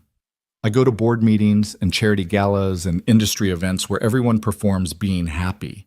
Tonight, dinner with you and Mia, listening to her talk about dog campaign strategies, watching her fall asleep during a movie. This felt more real than anything I've experienced in years. Yeah? Yeah. They sat in comfortable silence, the apartment quiet except for the distant sounds of the city outside. Through the window, Nora could see lights in other apartments, other lives being lived, other small moments of connection happening simultaneously across the city. Can I ask you something? Jake said eventually. When did you know that what happened in the cafe was going to turn into this? Nora thought back to that afternoon, to the moment Jake had stood up to her so-called friends. When you said you weren't pitying me, you were admiring me. Nobody had said anything like that since my accident. Everyone else saw my wheelchair first and built everything else around that. But you saw me first. Because that's all I could see. This interesting, funny, clearly brilliant woman who'd agreed to have coffee with me. He shifted slightly closer. For the record, I knew in that moment too. When you laughed at my joke about the relationship succulent, I thought, okay, this person gets my terrible sense of humor, which means either we're both weird or we're compatible, and I was really hoping for compatible. Definitely compatible, Nora said softly. Jake reached over, taking her hand in his. So what do we do now? You're a CEO with a viral video and a company to run. I'm a mechanic with a 9-year-old and a business that exists mostly through word of mouth. On paper, we make no sense. On paper, no. But I've spent my whole career making logical decisions based on what makes sense on paper. And you know what? Those decisions built a company, but they didn't build a life. She squeezed his hand. Maybe it's time I made some decisions based on what feels right instead of what looks good on paper. And this feels right? Terrifyingly right. Jake smiled, that same warm expression that had caught her attention in the cafe. Good. Because I think we could be great together. You, me, Mia, and eventually the dog she's definitely going to convince me we need. Nora laughed. How long do you think you can hold out? Oh, 6 months, maximum. She's very persuasive. He glanced toward Mia's room. Fair warning, if this continues, if we keep seeing each other, she's going to get attached. And I need to know you're ready for that. For not just dating me, but being part of her life. The weight of the question settled between them. This wasn't just about the two of them anymore. It was about a 9-year-old who'd already lost her mother, who'd learned to be brave in purple embroidery, who needed stability more than romance. I can't promise I'll be perfect at it, Nora said honestly. I don't have experience with kids. My life is complicated and demanding, but I can promise I'll try, and I'll never be careless with her heart or yours. That's all I ask. They talked for another hour, making plans for next weekend, discussing how to handle the media attention, figuring out the logistics of two very different lives trying to merge. It was practical and romantic in equal measure. The acknowledgement that feelings alone weren't enough, that building something real required intention and effort. When Nora finally left, Jake walked her to her car despite her protests. I know you're perfectly capable, he said, but humor me. Mia's asleep, and I want 5 more minutes with you. At the car, he kissed her. Not their first kiss, but the first one that felt like a promise rather than a possibility. When they pulled apart, Nora could see the lights of her life downtown, the Lane Corp building visible in the distance. 2 different worlds, Jake said, following her gaze. Maybe, Nora agreed. Or maybe just one world we're both learning to navigate together. She drove home through the city, Mia's embroidered "Be Brave" on the seat beside her, Jake's kiss still warm on her lips, and the terrifying, exhilarating knowledge that she was stepping into something that couldn't be controlled or managed like a business deal. Sometimes the bravest thing wasn't having all the answers. Sometimes it was simply saying yes to the question and trusting that the answers would come. The following Monday morning arrived with the kind of crisis that reminded Nora why she'd built walls around her personal life in the first place. She was barely through the doors of Lane Corp when Margaret intercepted her, tablet in hand and worry etched across her face. We have a situation. Conference room 3. The entire executive team is waiting. Nora's stomach dropped. What happened? Riverside. Someone leaked internal documents to the press, the ones showing the cost overruns, the board discussions about cutting accessibility features. It's everywhere. Business Insider, the Wall Street Journal, local news. They're painting us as a company that talks about inclusion but abandons it when it's expensive. The elevator ride to the executive floor felt interminable. Nora's mind raced through possibilities, damage control strategies, the inevitable questions about timing. The leaked documents made Lane Corp look hypocritical at best, deceptive at worst. And coming on the heels of the viral video showing her as some kind of disability advocate, the optics were devastating. The conference room fell silent when she entered. 8 executives, all standing, all looking at her with varying degrees of concern and accusation. At the head of the table stood Martin Frost, and the slight smile on his face told Nora everything she needed to know about who'd orchestrated this leak. Nora, Martin said with false sympathy, I'm glad you're here. We need to discuss how to handle this PR disaster. The disaster being that someone violated confidentiality agreements to leak internal documents? Nora wheeled to her position at the table, refusing to let them see her rattled. Or the disaster being that we're having honest discussions about project costs? The disaster, Martin said coldly, is that the CEO of this company has become the public face of disability advocacy while simultaneously considering cutting accessibility features to save money. Do you have any idea what this looks like? It looks like a company making difficult decisions based on complex realities, which is what every company does. It looks like hypocrisy. Martin spread the morning's newspapers across the table. The headlines were brutal. Lane Corp CEO's public advocacy versus private actions. Disability champion considered cutting accessibility features. The real cost of inclusion. Lane Corp backtracks on promises. Robert Chen spoke up from his seat. Nora, you need to get ahead of this. Make a statement. Clarify the board's position. The board's position, Nora said carefully, is that we voted to preserve all accessibility features despite the cost overruns. That was the decision we made, and it's the decision we're implementing. The leaked documents show discussions, not final actions. There's a difference. The public doesn't care about the difference, Martin interjected. They see a disabled CEO who championed accessibility and then tried to cut it when it got expensive. Your personal situation has compromised your ability to lead objectively on this. There it was. The argument Nora had been anticipating since the video went viral, that her disability, her personal stake in accessibility issues, made her unfit to make decisions about them. It was circular logic designed to eliminate her either way. If she fought for accessibility, she was too personally invested. If she didn't, she was a hypocrite. My personal situation, Nora said quietly, gives me insight that this board desperately needs. I understand what it means to navigate a world that wasn't built for you. I understand the difference between compliance and actual accessibility. And I understand that if we cut corners now, we're not just breaking promises, we're perpetuating the same barriers that have kept people with disabilities marginalized for decades. That's a lovely speech, Martin said, but speeches don't address the fact that Lane Corp's reputation is being shredded online as we speak. The shareholders are calling. Advocacy groups are demanding statements. And you're too close to this to handle it rationally. Nora felt her phone buzz in her pocket. Probably Jake, checking in before his first repair call of the day. The thought of him, of his straightforward decency, his refusal to play political games, gave her a moment of clarity. "You're right," she said, surprising everyone. "I am personally invested in this.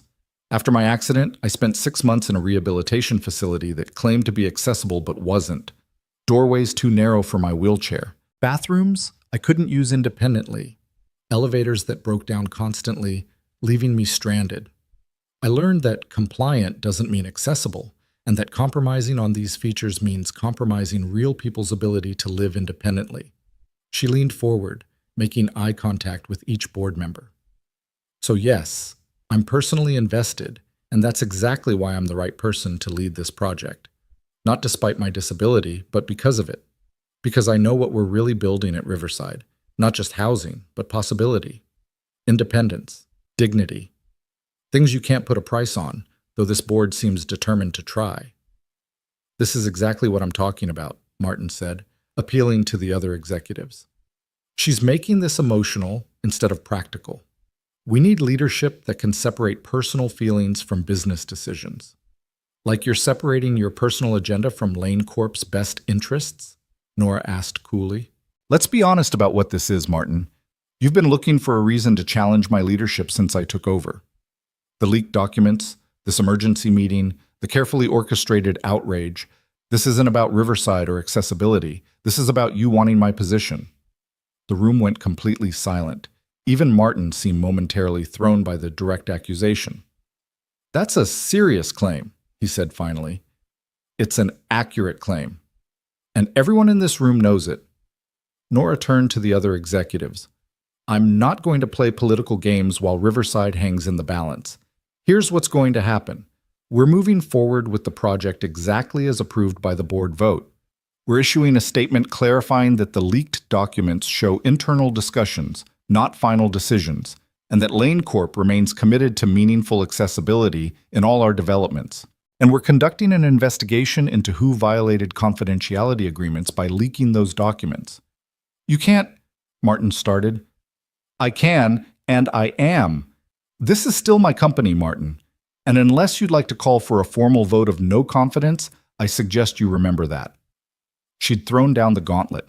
A vote of no confidence would require majority board support, would trigger shareholder meetings, would turn the company's leadership into a very public battle. Martin's slight hesitation told her he didn't have the votes. Not yet, anyway. "We'll issue the statement," Robert said, breaking the tension. "Nora's right. The board voted to proceed with full accessibility features. That's the story we need to tell." The meeting dissolved with uncomfortable shuffling and half-hearted agreements. As people filed out, Margaret appeared at Nora's elbow. "That was intense. Are you okay?" "No, but I will be." Nora checked her phone. 3 texts from Jake, increasingly worried. "Hey, saw the news. You okay? Call me when you can.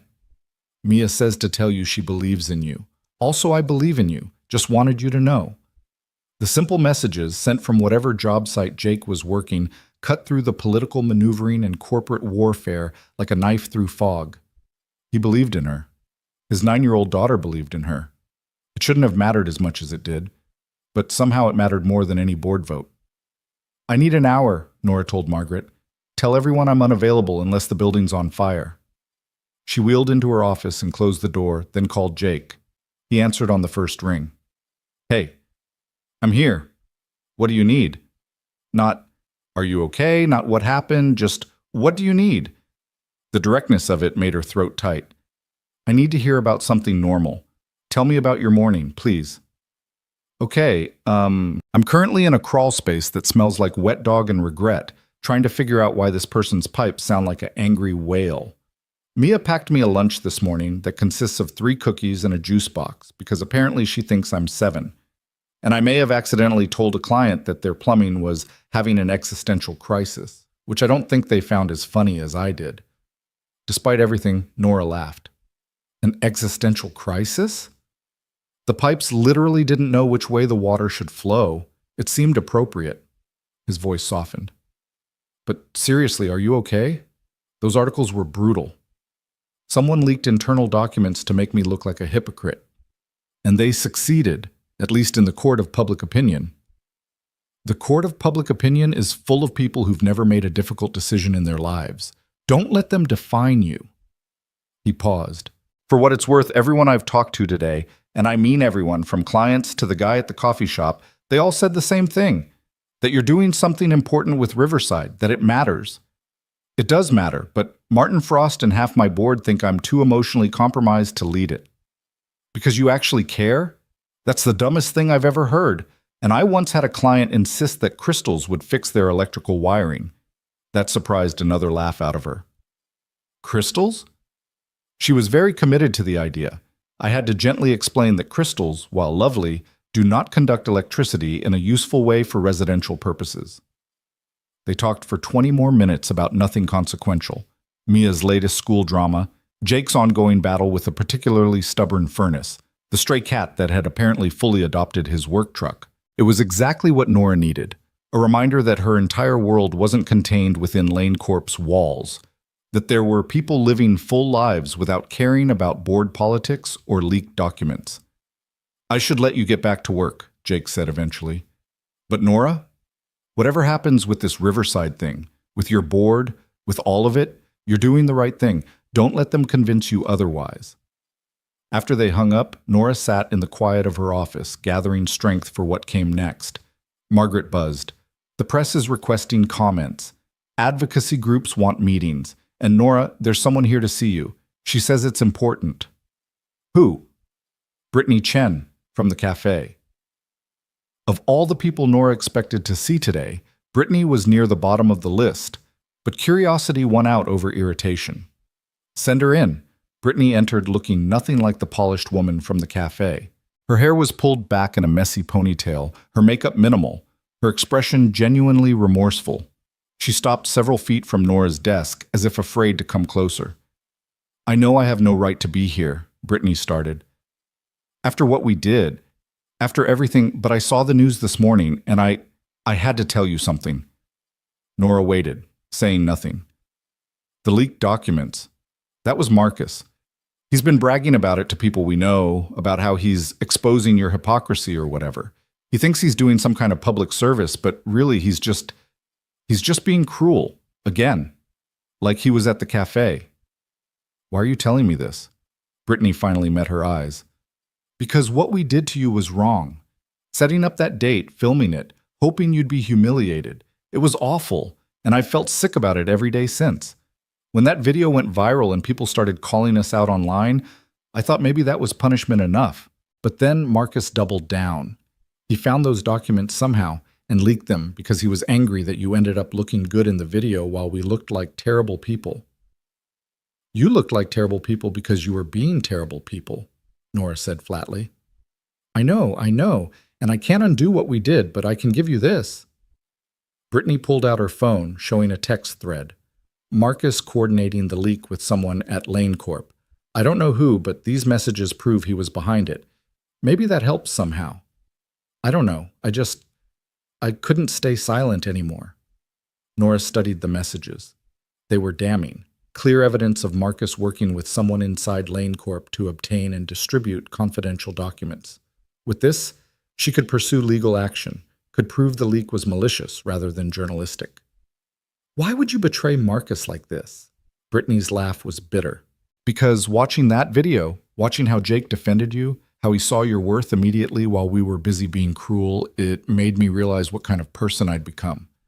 I used to be better than this. We all did before she stopped. Before your accident, we were actually friends. Real friends. I don't know when that changed, when we started treating you like a project instead of a person, but it was wrong, all of it. There was something genuine in her words, a rawness that reminded Nora of who Brittany had been years ago, before the accident had turned their friendship into something complicated and painful, before pity and discomfort had replaced actual connection. I'm not ready to forgive you, Nora said quietly. I don't know if I'll ever be ready for that. I'm not asking for forgiveness. I'm just asking you to take these messages and use them however you need to. Marcus doesn't get to keep hurting you. Brittany left without another word, leaving Nora with her phone and the evidence that would unravel Martin's careful campaign. Because the messages made it clear. Marcus's inside contact was Martin himself. The board member who'd been questioning her leadership had been actively sabotaging her company. Margaret appeared in the doorway. Everything okay? That looked intense. Get legal on the phone and tell Martin Frost his presence is required in my office immediately. We're going to have a very direct conversation about corporate ethics and confidentiality agreements. The confrontation with Martin was brief and decisive. Faced with evidence of his collaboration with Marcus, with proof that he'd leaked confidential documents, Martin had no defense. Within 2 hours, he'd submitted his resignation from the board, pending a legal settlement that would likely cost him significantly. This isn't over, Martin said as he gathered his things. You think you've won, but the damage is done. People see you as compromised, emotional, unfit to lead. People see me as human, Nora corrected, as someone who cares about more than profit margins and political maneuvering. If that makes me unfit to lead in your eyes, I consider it a compliment. After he left, Nora drafted the company's public statement personally, refusing to let PR soften her words into meaninglessness. She explained the board's discussions, the ultimate decision to preserve accessibility features, and the reality that difficult conversations were part of responsible leadership. She acknowledged her personal stake in the issue and framed it as a strength rather than a weakness. The statement went out at 3 p.m., and the response was immediate and divided. Some people praised her honesty, others doubled down on accusations of bias. Disability advocacy groups began organizing in her support, creating hashtags and social media campaigns. The story that Martin had intended to destroy her with instead became a rallying point. By the time Nora left the office at 7, she was exhausted in a way that had nothing to do with physical fatigue, the kind of exhaustion that came from fighting battles on multiple fronts, from defending not just her decisions, but her fundamental right to make them. Her phone rang as she drove home. Jake's name on the screen. Bad timing? He asked when she answered. Perfect timing, actually. Today was... She paused at a red light, trying to find words for the chaos. Today was a lot. Mia and I made chicken stir-fry. There's plenty if you want to come over. No pressure. I know you're probably exhausted, but the offer stands. The image of Jake's small apartment, Mia's enthusiastic chatter, the blessed normalcy of dinner with people who cared about her rather than her position, it was exactly what she needed. I'll be there in 20 minutes. Mia answered the door wearing an apron that was clearly Jake's, rolled up multiple times and still hanging to her knees. Nora, perfect timing. I'm the head chef tonight, which means Daddy's not allowed to criticize my cooking, even though I maybe added too much soy sauce. It's fine, Jake called from the kitchen. We like salty food. It's character building. Dinner was indeed very salty, but also perfect in ways that had nothing to do with seasoning. Mia talked about her day with the kind of detail that suggested she'd been storing up stories specifically to share. A boy in her class had brought a lizard to show and tell. Her teacher had announced a field trip to the science museum. She'd gotten an A on her math test and wanted Nora to know because you inspired me with your brain powers. I inspired you? Yeah, Daddy said you run a giant company and make big decisions all day. So I thought, if Nora can do math with millions of dollars, I can do math with fractions. It's all just numbers. Jake mouthed, sorry, over Mia's head, but Nora just smiled. That's exactly the right way to think about it. It's all just numbers. After dinner, Mia insisted on showing Nora her latest embroidery project, a piece that said keep going in bright green thread. This one's for Daddy. He's been stressed about work stuff, and I wanted to remind him that giving up isn't allowed in this family. Very wise, Nora said seriously. Your dad's lucky to have you. I know. I tell him that all the time.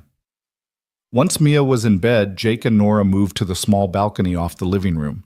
It overlooked the building's parking lot and a slice of city beyond. Not a spectacular view, but honest in a way Nora appreciated. Rough day? Jake asked, handing her tea in a mug that said, World's okayest dad.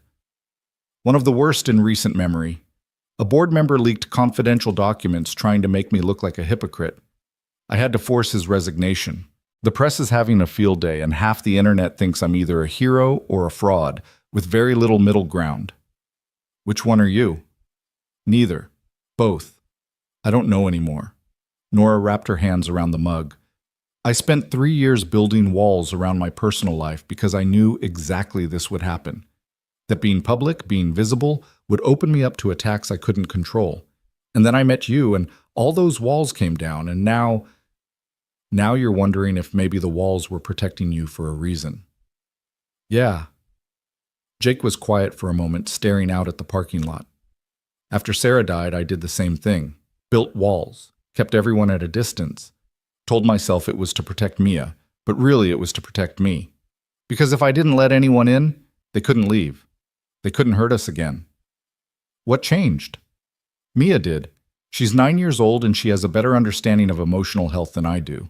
She told me, and this is a direct quote, Daddy, loving someone means they can hurt you, but not loving anyone means you hurt yourself. 9 years old and she's out here with philosophy. Nora laughed despite her exhaustion. She's incredible. She is, and she was right. The walls I built to protect us were actually just making us smaller, less connected, less alive. He turned to face her. What happened today? It was awful and unfair, and you didn't deserve it. But would having those walls back really have prevented it? Or would it just have meant facing it alone? I don't know. Maybe both. Well, for what it's worth, you're not alone now. You've got me and Mia and apparently half the internet who thinks you're doing something important with Riverside. That's got to count for something. It did count for something. More than Nora wanted to admit, because admitting how much she'd come to rely on Jake and Mia in just 2 weeks felt dangerous. Felt like building on sand instead of stone. What if this doesn't work? She asked quietly. What if the gap between our lives is too big? You're raising a 9-year-old on a mechanic's income. I'm running a $1 billion company and fighting public battles. How do those two things coexist? I don't know, Jake admitted, but I think maybe they coexist the same way everything else does, one day at a time, with a lot of communication and probably some spectacular failures along the way. You're being awfully calm about this. I'm terrified, actually. You're a CEO who could have anyone. I'm a single dad with soy sauce in my hair. Thank you, Mia's cooking, and a truck that makes concerning noises. But I'm also a guy who really, really likes you, who thinks you're brilliant and brave and worth the risk of spectacular failure. Nora reached for his hand. I really like you too, which is why I'm scared. I don't want to mess this up. Then we'll be scared together. That seems fair? They sat in comfortable silence, watching the city lights blink on as evening deepened into night. Somewhere in that city, people were reading about Nora, forming opinions, choosing sides. But here, on this small balcony with cheap patio furniture and a view of a parking lot, she was just a woman holding hands with a man who saw her clearly and chose to stay anyway. I should go, she said eventually. It's late, and you have work tomorrow. Or, Jake suggested, you could stay. We have a couch that's surprisingly comfortable. Mia would be thrilled to have you here for breakfast. She makes pancakes that are more enthusiasm than skill, but they're growing on me. The offer hung between them, weighted with implications. Staying meant integrating their lives more fully, meant letting Mia see her as a consistent presence rather than an occasional visitor. It meant taking another step away from the safety of keeping things casual. I don't have clothes for tomorrow, Nora said, which wasn't a no.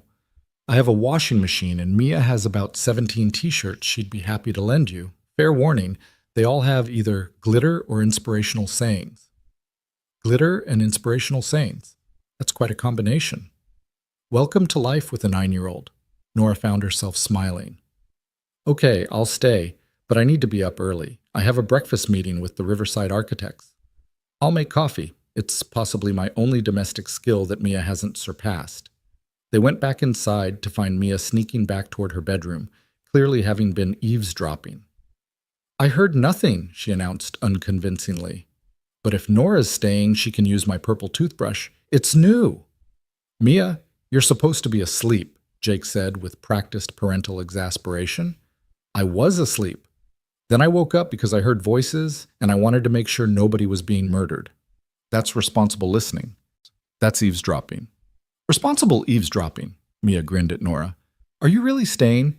Because that means we can have breakfast together, and I can show you my morning routine, which is very organized and includes exactly 8 minutes of reading before school. I would love to see your morning routine, Nora said, charmed despite everything. Yes, this is the best day ever, except for the days when Mommy was here. Those were better, but this is pretty good. Mia said it with the casual honesty of a child who'd learned to hold grief and joy simultaneously, who understood that loving new people didn't mean forgetting the ones who were gone. After Mia finally went back to bed, extracting promises about pancake toppings for breakfast, Jake set up the couch with clean sheets and a pillow. It's not fancy, he apologized. It's perfect, Nora said honestly, and it was the small apartment with its mismatched furniture and walls covered in a child's artwork, where people said what they meant and dinner was salty but made with love. It was more real than her penthouse with its designer furniture and carefully curated emptiness. She woke the next morning to the sound of Mia singing in the kitchen and the smell of burning pancakes. Jake appeared with coffee, looking adorably rumpled in pajama pants and a t-shirt that said, "Dad jokes loading." Mia's making breakfast. I've been forbidden from interfering unless there's actual fire. So far we're at slightly charred but technically edible. The morning chaos of getting Mia ready for school while also preparing for work should have been stressful, but instead it felt like something clicking into place. Nora found herself helping Mia pack her backpack while Jake scrambled to find matching socks. They were 15 minutes late leaving, but Mia talked the entire way to school about everything and nothing, and when they dropped her off, she hugged Nora goodbye like it was the most natural thing in the world. "Thank you for staying," Jake said as they watched Mia run toward her classroom. "She needed that. We both did." "So did I," Nora admitted. She made it to her breakfast meeting with the Riverside architects on time, wearing yesterday's clothes and feeling more centered than she had in weeks. The architects had ideas for how to address the structural issues without compromising accessibility, innovative solutions that would actually make the project stronger. "This is brilliant," Nora said, reviewing their proposals. "This is exactly what we needed." "We were inspired by your statement yesterday," one of the architects admitted, "about accessibility being a strength rather than an obligation. It made us think differently about the problem." By midday, the narrative around Riverside had shifted. Architecture blogs picked up the innovative designs. Disability advocacy groups highlighted Lane Corp as an example of commitment over convenience. The resignation of a board member for leaking documents became a story about corporate integrity rather than scandal. Margaret appeared in Nora's office with an unusual expression. "You have a visitor. He says he's here to fix an elevator?" Nora's confusion lasted only until Jake appeared in her doorway, wearing his work clothes and carrying a toolbox, looking completely out of place in the executive suite and completely comfortable anyway. "I heard you had an elevator issue on the 9th floor," he said with a grin. "Thought I'd check it out personally. Quality control and all." "Jake, what are you doing here?" "Having lunch with my girlfriend, if she's free, though I'm realizing now that calling ahead might have been smart. Do CEOs do spontaneous lunch? Or is that against some kind of corporate rule?" Margaret was trying unsuccessfully not to smile. "I'll hold your calls for an hour." "My girlfriend?" Nora repeated once they were alone. "Too presumptuous? I can downgrade to woman I'm seeing or upgrade to love of my life, if you prefer. Though that might be moving too fast." "Girlfriend is good," Nora interrupted, her heart doing something complicated and wonderful. "Girlfriend is perfect." They had lunch in her office, sandwiches Jake had brought from a deli near his morning job. It should have been awkward, this collision of their two worlds, but instead it felt right. Jake asked intelligent questions about Riverside. She explained the architectural solutions in ways that made him light up with understanding. They talked about the difference between fixing problems and building better systems, and discovered they approached their very different work with surprisingly similar philosophies. "You should see this place at night," Nora said, gesturing to the view from her window. "The whole city lit up. It's beautiful but also lonely, like being above everything instead of part of it." "So come down sometimes," Jake suggested. "Be part of it instead of above it." "Mia and I live very much in the middle of things. There's a park 3 blocks from our apartment where she likes to feed the ducks. They're aggressive ducks. She's working on a campaign to get them behavior training, and a corner store run by this old man who always gives her extra gummy bears. That's the city too, not just the view from the top." He was right, of course. She'd spent so long seeing the city as something she built rather than something she lived in. Her developments were projects, not communities. Her empire was abstract numbers rather than actual people's homes and workplaces. "Come to a site visit with me," she said impulsively. "Tomorrow, Riverside. I want you to see what we're building." "I'm just a mechanic, Nora. I don't know anything about commercial development." "You know about what works and what doesn't. You know about practical problems and elegant solutions. That's exactly the perspective I need." So the next afternoon found Jake standing in an empty lot in his work boots and jeans, surrounded by architects and engineers in hard hats, as Nora explained the Riverside vision. He asked questions that made the professionals pause and reconsider, pointing out potential issues from the perspective of someone who'd actually have to maintain and repair these systems. "The accessible bathroom designs are beautiful," he said, studying the plans. "But have you thought about how someone in a wheelchair would reach the maintenance panels if something breaks? Or how a blind resident would navigate repairs?" The architects looked at each other, then back at their plans with new eyes. That one conversation led to design modifications that made Riverside not just accessible, but genuinely inclusive in ways the professionals had missed. On the drive back, Nora said quietly, "Thank you. That was exactly what we needed. I didn't do anything special, just asked obvious questions. They weren't obvious to people who've never had to think about those things. That's the problem. So much of the world is designed by people who've never had to navigate it with different abilities. You brought a perspective that was missing." "Well, I'm glad I could help." He paused. "This project, what you're building here, it's going to change lives, Nora. You know that, right?" She did know, intellectually. But hearing it from Jake, seeing the sight through his eyes, made it feel more real, more urgent, more worth fighting for. The weeks that followed established a rhythm that defied logic but somehow worked. Nora managed Lane Corp during the day, fighting battles with remaining board members who questioned the Riverside investment. Jake fixed furnaces and wiring and stubborn plumbing across the city, and somehow, in the spaces between, they built something together. Mia became the unexpected bridge between their worlds. She'd video call Nora during homework time, asking for help with math that Nora was better equipped to explain. She'd show up at Lane Corp after school sometimes, doing homework in Nora's office, and charming every executive who stopped by.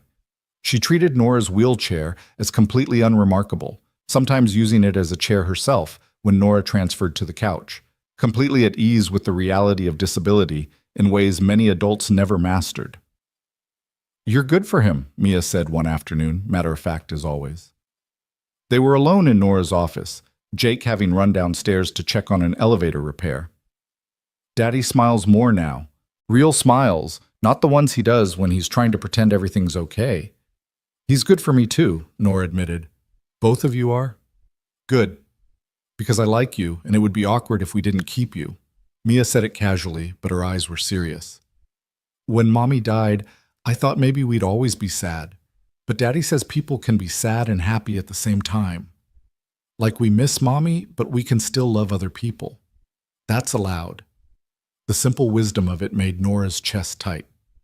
"Your mom sounds like she was amazing, and I think she'd be really proud of the person you're becoming." "Daddy says that too." Mia returned to her homework, apparently considering the emotional conversation concluded. "Do you know what a denominator is? Because Miss Hendricks explained it, but I still don't understand, and Daddy just makes confused faces when I ask him." They worked on fractions until Jake returned, and Nora realized with startling clarity that this, helping a 9-year-old with homework in her corner office, while her assistant fielded calls and the city sprawled below, was exactly where she wanted to be. Not despite the complexity, but because of it. That evening, Robert Chen called her at home. "Nora, I thought you should know. The board received a formal proposal from investors interested in acquiring Lane Corp. It's substantial. They're offering well above market value." Nora's blood ran cold. "Who?" "Marcus Webb's Family Trust, backed by Martin Frost's connections. They're positioning it as new leadership for new challenges or some such nonsense." So this was the revenge play. Unable to force her out through the board, Marcus and Martin were attempting a hostile takeover. With enough money and the right shareholders, they could buy Lane Corp out from under her. They have the funding? Potentially. It depends on how many shareholders they can convince to sell. But Nora, given the controversy around Riverside, given the media attention on your personal life, some shareholders might see this as an attractive exit. After hanging up, Nora sat in her empty penthouse, the city lights below offering no comfort. She'd fought so hard to keep Lane Corp's integrity intact, to push forward with Riverside, to prove that her disability made her more capable of leading, not less. And now all of it was at risk because people wanted her gone badly enough to buy her out. Her phone rang. Jake's name. "Hey," he said, "just calling to say goodnight. Mia wanted me to tell you she figured out the fraction homework and is convinced she's now a mathematical genius. Also, I may have promised her we'd all go to the Science Museum this Saturday, if you're free." "Jake," her voice cracked slightly. "Something's happened." She told him about the acquisition attempt, about Marcus and Martin's revenge play, about the very real possibility of losing the company her father had built, that she'd spent years expanding and improving. "What do you need?" Jake asked, his voice steady. "I don't know. I don't know if there's anything I can do. If enough shareholders want to sell, then you remind them why they invested in Lane Corp in the first place. You show them what Riverside represents. You fight, Nora, because that's what you do." "I'm tired of fighting." "I know, but you're also really good at it, and you're not fighting alone this time." He was right. She wasn't alone. And maybe that was the thing that had changed. Not that the battles had gotten easier, but that she finally had people in her corner who weren't there because of her position or her money, but because they believed in her. The fight for Lane Corp was just beginning, but for the first time in 3 years, Nora felt ready to face it. Not because she was certain of winning, but because she finally understood that losing the company would hurt, but losing herself would be worse. And with Jake and Mia beside her, she was more herself than she'd been in years. Strong hearts walk farther. Mia's embroidered words had been more prophetic than either of them knew, and Nora was discovering just how far hers could carry her. The war for Lane Corp began in earnest the next morning when Nora arrived at her office to find a formal acquisition offer waiting on her desk.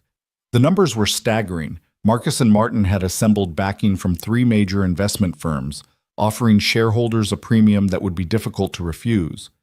The letter was professionally worded, but the threat underneath was clear. Accept their offer or watch them systematically buy out enough shares to force the issue.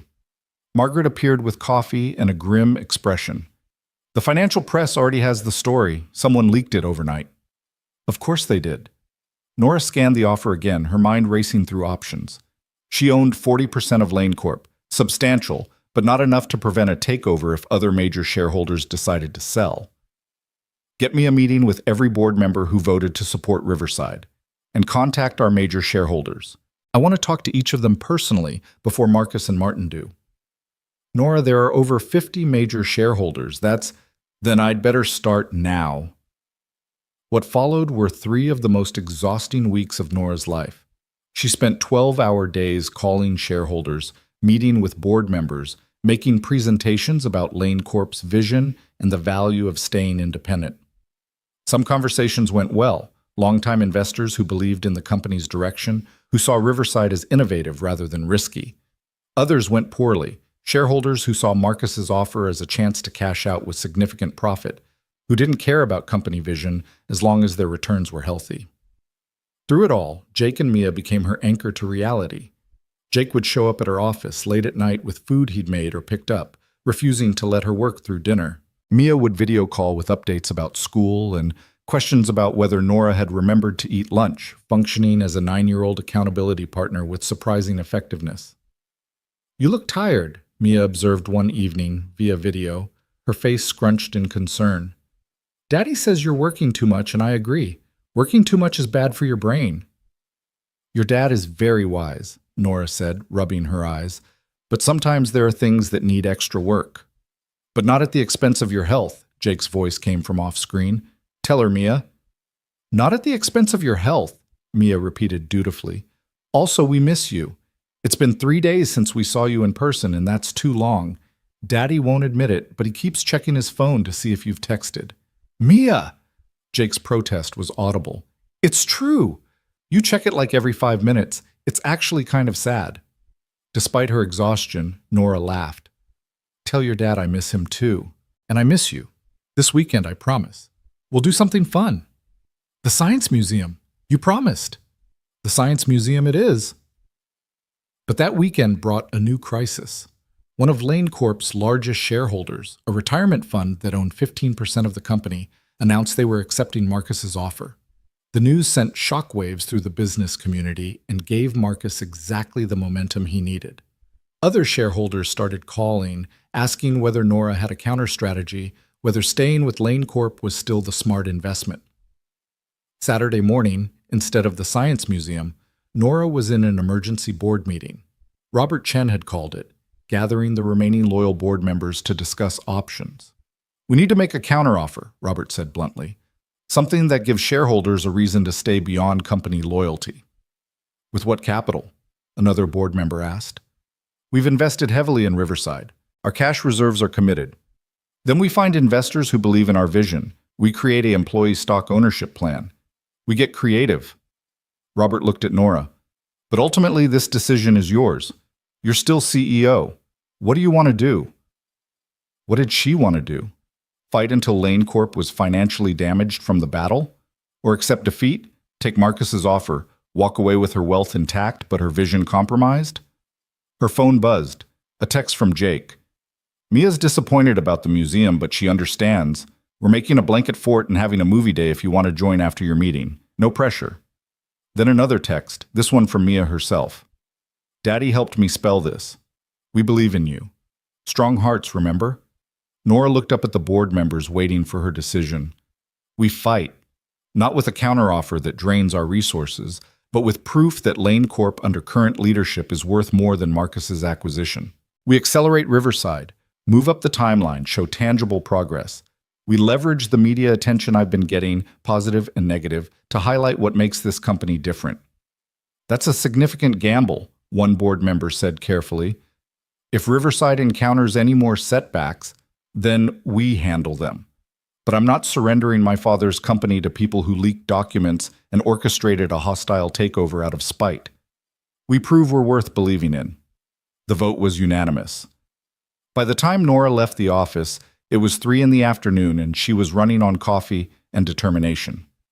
She should have gone home, should have rested, should have done a dozen responsible things. Instead, she found herself driving to Jake's apartment. Mia answered the door in pajamas despite the afternoon hour, her hair in 2 lopsided ponytails.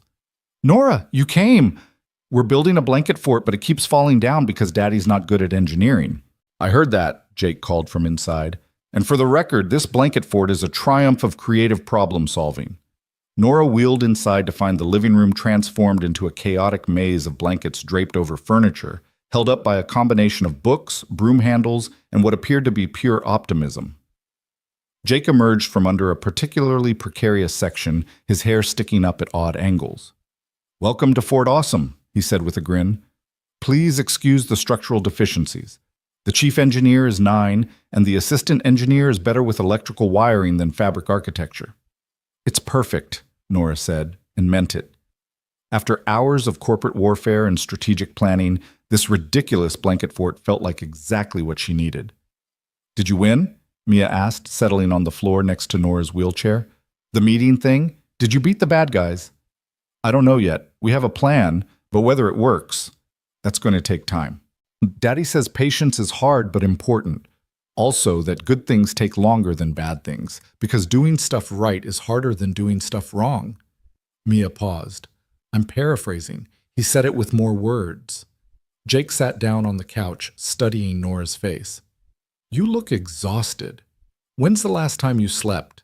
I slept. More than 4 hours? Sleep is overrated. That's what I said last month when I had 3 emergency repair calls in one night. You told me I was being ridiculous and needed to take care of myself, so I'm returning the favor. He was right, of course. Nora had barely slept in days, running on adrenaline and anxiety. But stopping felt dangerous, like if she paused for even a moment, everything would fall apart. I can't stop now. There's too much. There's always too much, Jake interrupted gently. But you're not going to save your company by running yourself into the ground. Trust me, I learned this lesson the hard way after Sarah died. I thought if I just worked hard enough, stayed busy enough, I could outrun the grief and the fear and all of it. All I did was exhaust myself and become less effective at everything.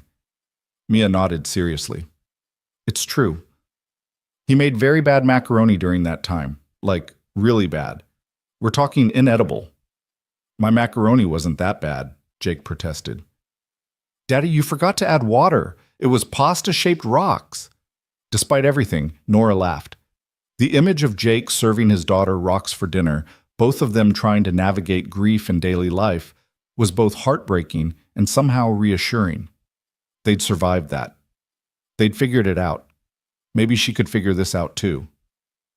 Okay, she conceded. Maybe I could use a break. Excellent, Mia jumped up. Movie time. We're watching something with talking animals because that's my fort, my rules. You can nap if you want. Daddy always naps during movies and pretends he was resting his eyes. They settled into the blanket fort, Nora transferring from her wheelchair to sit on cushions on the floor, Jake beside her, Mia stretched out in front of them. The movie was indeed about talking animals, something animated and cheerful that required zero mental energy. Halfway through, Nora felt her eyes growing heavy. She woke up 2 hours later, her head on Jake's shoulder, Mia asleep against her other side. The movie had long since ended, replaced by the quiet hum of the city outside. Jake was awake, his arm around her, reading something on his phone with his free hand. Hey, he said softly when he noticed she'd woken. Feel better? Yeah. Sorry, I didn't mean to fall asleep. Don't apologize. You needed it. He set down his phone. I was reading about the acquisition attempt. The business articles are, well, they're not great. A lot of speculation about whether you can pull this off. Honest assessment. Some people think you're fighting a losing battle. Others think Marcus and Martin are underestimating you. A few disability advocates are framing this as a test case for whether disabled leadership can survive corporate challenges. He paused. No pressure or anything? Nora carefully extracted herself from Mia without waking her. It shouldn't be a test case. It should just be a business decision. But everything about my leadership gets filtered through my disability. If I succeed, it's inspirational. If I fail, it's proof that being in a wheelchair makes me unfit to lead. That's not fair. No, it's not. But it's reality. She looked at Mia, sleeping peacefully, oblivious to adult complications. Sometimes I wonder if I'm being selfish, fighting this hard for Lane Corp when I could walk away, take the money, focus on other things, spend more time with you and Mia, have an actual life instead of just work. Jake was quiet for a long moment. Can I tell you something? And I don't want you to take this the wrong way. Okay? When Sarah was in the hospital in those final weeks, she made me promise something. She said, "Don't let my death become your excuse for not living." She was worried I'd use grief as a reason to shrink my life, to play it safe, to stop taking risks. His voice was rough with emotion. At the time, I thought she meant dating again, or pursuing dreams, or typical stuff. But I think she meant something bigger. She meant don't use tragedy, or fear, or difficulty as permission to become less than you're capable of being. What are you saying? I'm saying yes, you could walk away from Lane Corp, take Marcus's money, spend more time with us, have an easier life. And if that's genuinely what you want, I'll support you completely. But I don't think that is what you want.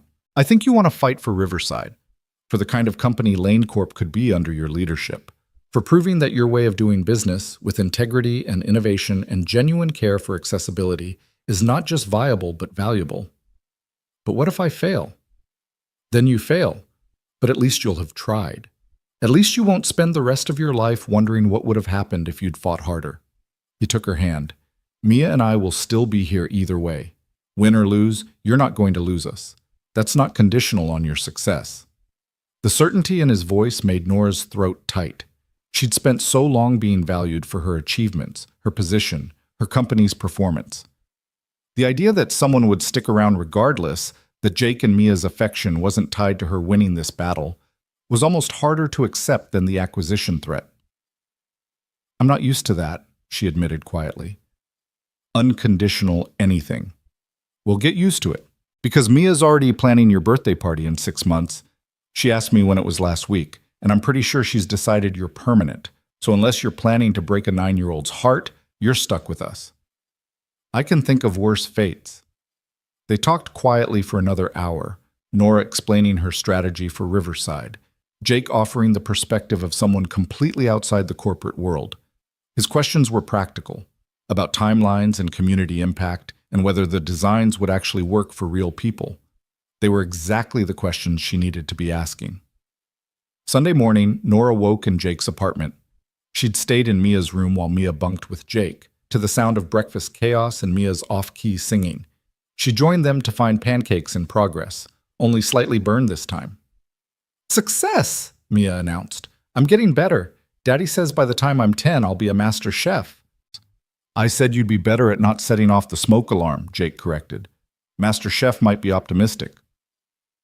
They spent the morning at the park Mia had mentioned, the one with aggressive ducks and an old man who ran the corner store.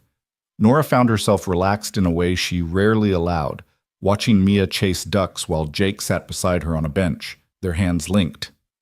"This is what normal people do on Sundays," Jake observed. "Parks and ducks and no corporate warfare." "I'm not sure I remember how to be normal." "You're doing fine, though you did check your email 3 times in the last 10 minutes. Nora looked down at her phone, guilty. "Sorry, force of habit." "Don't apologize, just try to be here, fully here. Everything else can wait an hour." So Nora put her phone away and tried to be fully present. She watched Mia attempt to organize the ducks into a straight line, a futile effort the girl pursued with admirable determination. She listened to Jake talk about his plan to expand his repair business, maybe hire an apprentice, build something sustainable. She breathed in the autumn air and felt, for just a moment, like everything might actually be okay. That moment lasted until Monday morning, when the next crisis hit. A video surfaced online, footage from the cafe, but different from the original viral video. This one had been edited, manipulated to make it look like Jake had known about Nora's identity all along. The editing was clever, cutting together moments to suggest the whole thing had been staged for publicity. The caption read, "CEO uses fake blind date for disability sympathy, the real story." The video was everywhere within hours. News outlets picked it up. Social media exploded with theories. Suddenly, people who'd been supportive were questioning everything. Had the whole cafe incident been manufactured? Was Jake a paid actor? Was Nora exploiting disability rights movements for corporate gain? Margaret found Nora in her office, staring at her computer screen in disbelief. "It's fake, obviously, but people are believing it. How is this possible? Who would—" But Nora knew. Marcus. This had his fingerprints all over it. Unable to win through legitimate acquisition, he was resorting to character assassination. Her phone rang. Jake's name. "I'm seeing it," he said without preamble. "The video. People are calling me, asking for comments. One reporter showed up at a job site wanting to know how much you paid me to play your boyfriend." "Jake, I'm so sorry. I never meant for you to get dragged into this. I know you didn't, and I'm not worried about me. I'm worried about you and about Mia. She's going to hear about this at school. Kids talk, parents gossip. How do I explain to a 9-year-old that sometimes people lie to hurt other people?" Nora felt the weight of guilt settle onto her shoulders. This was exactly what she'd feared, that letting Jake and Mia into her life would expose them to the ugliness of her world. Maybe we should take a break. Just until this settles down. I don't want Mia to be hurt because of me." The silence on the other end of the line was heavy. When Jake finally spoke, his voice was careful. "Is that what you want?" To take a break? No, but I don't want to hurt your daughter. Nora, Mia's going to encounter ugliness in the world regardless.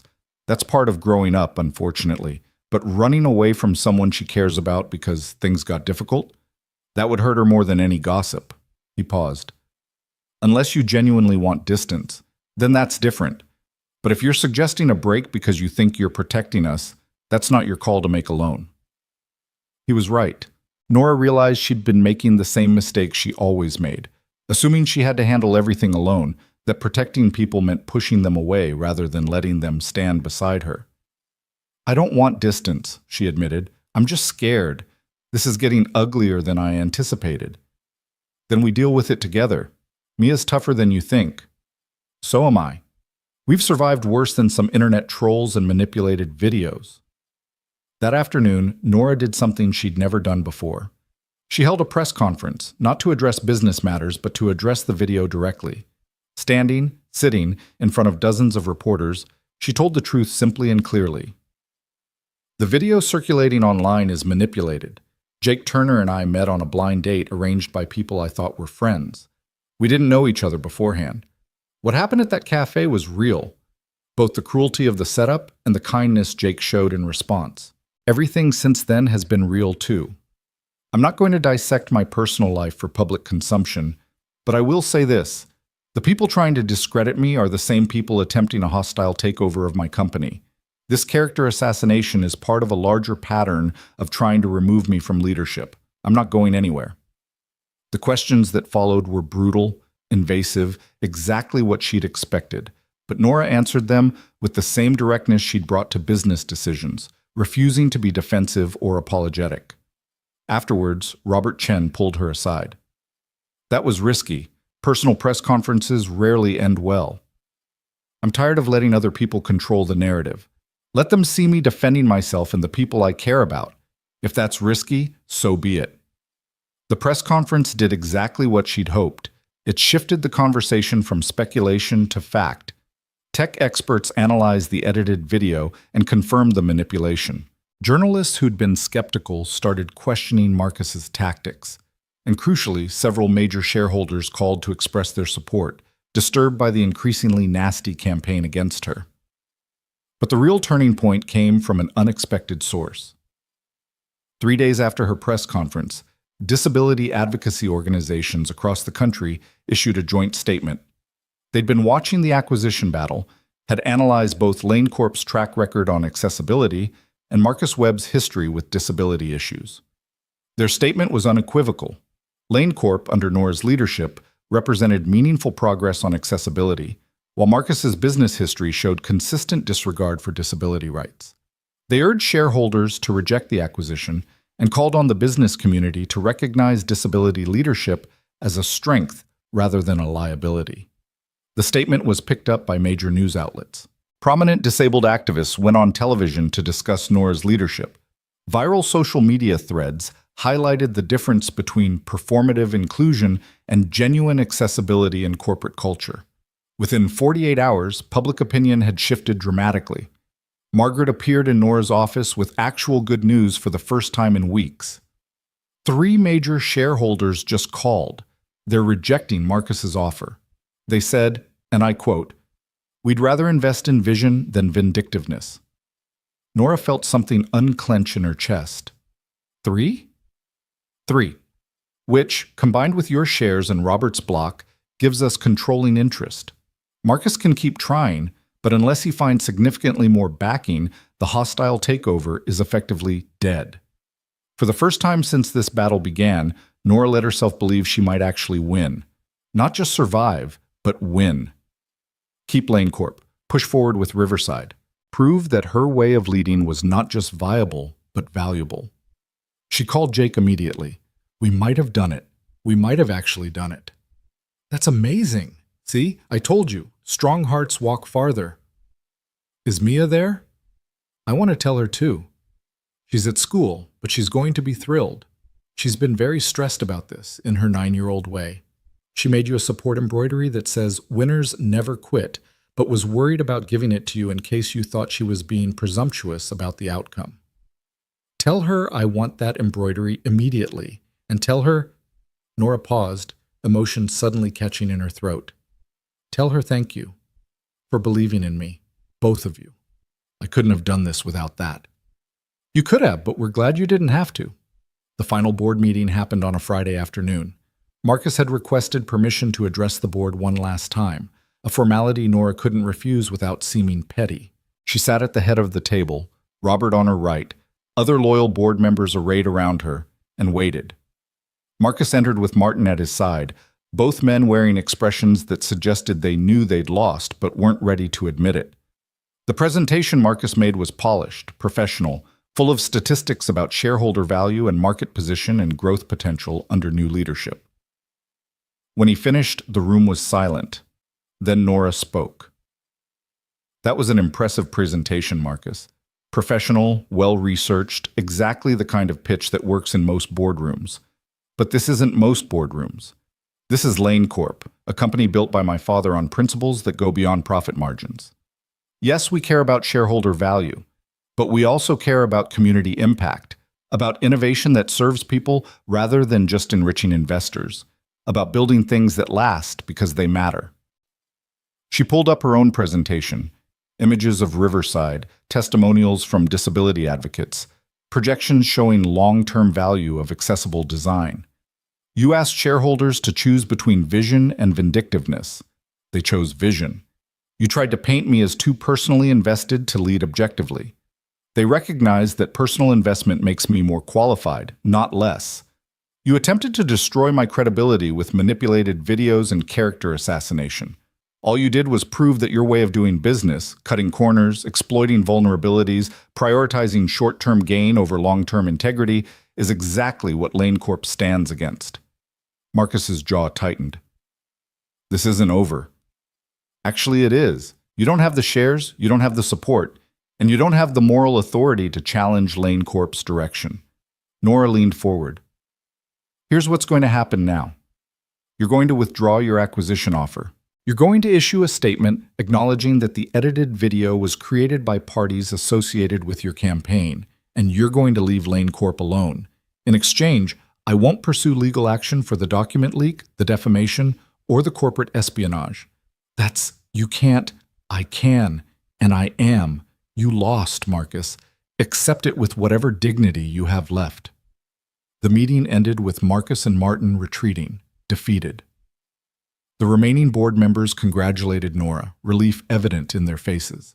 Robert stayed after the others left. Your father would have been proud, he said quietly. Not just because you won, but because of how you won, with integrity intact. I had help, a lot of help. The best leaders always do. That evening, Nora drove directly to Jake's apartment, where she knew Mia would be waiting. The little girl answered the door, already jumping up and down. Daddy told me. You won. You beat the bad guys. We won, Nora corrected, pulling her into a hug. This was a team effort. They celebrated with pizza and sparkling cider that Mia insisted on calling champagne. Jake made a toast to strong hearts and stubborn determination and proving that sometimes the good guys actually do win. Mia made a toast to Nora for being awesome and also for helping me understand fractions. Nora made a toast to the two people who reminded me that work isn't everything, and that sometimes the bravest thing you can do is let people love you. Later, after Mia was asleep, Jake and Nora sat on the balcony in comfortable silence. The city sprawled below them, lights flickering in windows where other people were living their own complicated lives. What happens now? Jake asked. You've saved your company. Riverside is moving forward. Marcus is defeated. What's the next challenge? Honestly, I'm looking forward to having fewer challenges for a while. Just running a company without constant crisis would be nice. Sounds boring. Sounds perfect. He took her hand. There is one challenge you haven't addressed, though. What's that? Mia's birthday is next month. She's planning something she's calling a friend-family party, which apparently means her school friends and also us, the family part. She's very nervous about asking if you'll come because she doesn't want to pressure you, but she really, really wants you there. The fact that Mia considered her family, that this 9-year-old was nervous about whether Nora would show up to her birthday party, made something shift in Nora's chest. This was it, the real commitment, the true integration of their lives. Not just dating Jake, but being part of Mia's life in a way that mattered. Of course I'll be there. I wouldn't miss it. Good. Because between you and me, she's already planned that you'll sit next to her dad at the table. She's very strategic about seating arrangements. I wonder where she gets that from. Complete mystery. They sat together as the evening deepened into night, talking about everything and nothing. Mia's birthday plans, Riverside's next phase, Jake's idea to hire an apprentice, small domestic conversations that felt more significant than any board meeting. At some point, Nora realized she'd been holding her breath for weeks, waiting for disaster, expecting everything to fall apart. But sitting here with Jake, in this modest apartment that had become more home than her penthouse, she finally let herself exhale. Let herself believe that maybe, just maybe, she could have both. The career that challenged her and the life that fulfilled her. "Thank you," she said quietly, "for not running. When things got ugly, when I gave you every reason to walk away, you stayed. Where else would I go?" Jake smiled. "Besides, Mia would never forgive me if I let you get away. She's already planning your future wedding in disturbing detail. Apparently there will be ducks involved. Don't ask me how, she hasn't explained that part yet." "Ducks?" "She's very committed to the duck theme. I've learned not to question her artistic vision." Nora laughed, the sound free and genuine in a way that felt like coming home. Whatever came next, Riverside's completion, Lane Corp's future, the ongoing work of proving that disabled leadership was valuable leadership, she would face it with these people beside her. Not behind her, not carrying her, but beside her as equals in the complicated business of building a life. Strong hearts walk farther. And Nora was discovering that the farthest distance wasn't measured in miles or achievements, but in the courage to be vulnerable, to accept help, to believe that she deserved love not for what she accomplished, but for who she was. She'd walked farther than she ever imagined possible. And she was just getting started. 6 months later, Nora stood at the entrance of what would soon be the Riverside Development's community center, watching construction crews put finishing touches on a building that had almost never existed. The space was flooded with morning light through floor-to-ceiling windows, the doorways wide enough for 2 wheelchairs to pass comfortably, the design elegant in its functionality. It was everything she'd envisioned and fought for, made real in steel and glass and determination. "Pretty incredible, isn't it?" Robert Chen had appeared beside her, his own hard hat slightly askew. 6 months ago, we weren't sure this project would survive. Now look at it. "Now look at it," Nora echoed, emotion thick in her voice. Riverside had become more than just a development. It was proof that accessible design could be beautiful, that inclusion could be profitable, that her vision for Lane Corp was not just idealistic dreaming, but practical reality. Margaret approached with her ever-present tablet. "The press is arriving for the preview tour. Mayor's office confirmed she'll be here. And Nora, Jake just texted. He and Mia are running late because apparently there was a wardrobe emergency that required 3 outfit changes." Nora smiled, checking her phone to find a message from Jake. "Mia insists she needs to look professional and artistic, which apparently means striped tights and a tutu. We're negotiating. Send help." She typed back quickly. "Let her wear the tutu. This is her day too." Because it was. Over the past months, Mia had become something of a mascot for the Riverside project, visiting the site regularly with Jake, asking questions that often led to design improvements. Her childlike perspective had forced the architects to think about things like, what if someone short needs to reach the buttons? And shouldn't there be fun colors, not just boring beige? The community center's children's area bore her influence in every bright, accessible, joyful detail. The preview tour began with journalists and city officials, all of them touring the model units with varying degrees of genuine interest and performative enthusiasm. Nora had given 1,000 presentations about Riverside, but this one felt different. This wasn't theoretical anymore. People could walk through the spaces, test the features, see how thoughtful design created independence rather than just accommodation. A reporter from the local disability advocacy magazine stopped her. "Ms. Lane, 6 months ago you were fighting for your company's survival. Now you're opening what some are calling the most innovative, accessible housing development in the country. How does it feel?" "Terrifying," Nora said honestly, "and wonderful." and like the beginning rather than the end. Riverside proves what's possible, but there's so much more work to do. Every city should have developments like this. Every builder should think about accessibility from the start, not as an afterthought. Some critics have said you're using your own disability as a marketing tool. It was a question designed to provoke, but Nora had learned to navigate these waters. I'm using my experience to inform better design. There's a difference. I've lived in spaces that weren't built for me, that made daily life unnecessarily difficult. I don't want anyone else to have that experience if I can prevent it. If that's using my disability as a marketing tool, then yes, I'm absolutely doing that. The reporter smiled, genuine rather than adversarial. For what it's worth, I think you're changing how people think about accessible design, making it aspirational rather than obligatory. After the official tour ended, Nora found Jake and Mia in the children's area. Mia had indeed worn the tutu, paired with striped tights and a blazer that was clearly Jake's attempt at compromise. She was currently giving an impromptu tour to several bemused city officials, explaining with absolute authority why the reading nook had 3 different height levels and how the sensory wall would help kids who think differently. She's a natural, Robert observed, watching Mia gesture enthusiastically. Have you considered hiring her as a consultant? She's 9, Jake said, but he was beaming with pride. She's brilliant, Nora corrected, and she's absolutely getting a consultant credit in the dedication plaque. Mia overheard and came running over, tutu bouncing. Really? My name on a real plaque? That's like officially fancy. Officially fancy, Nora confirmed. You helped make this place better. That deserves recognition. The little girl's face grew serious. Can I tell you something? When Mommy was sick, everything was hard. Like the hospital was hard to get around, and people were always in the way, and the bathrooms were too small for wheelchairs and all the equipment. I used to think about how, if I ever got to build places, I'd make them better. She looked around the community center. You made them better, Nora. People here won't have to feel how we felt. Jake's eyes had gone suspiciously bright. Nora felt her own throat tighten.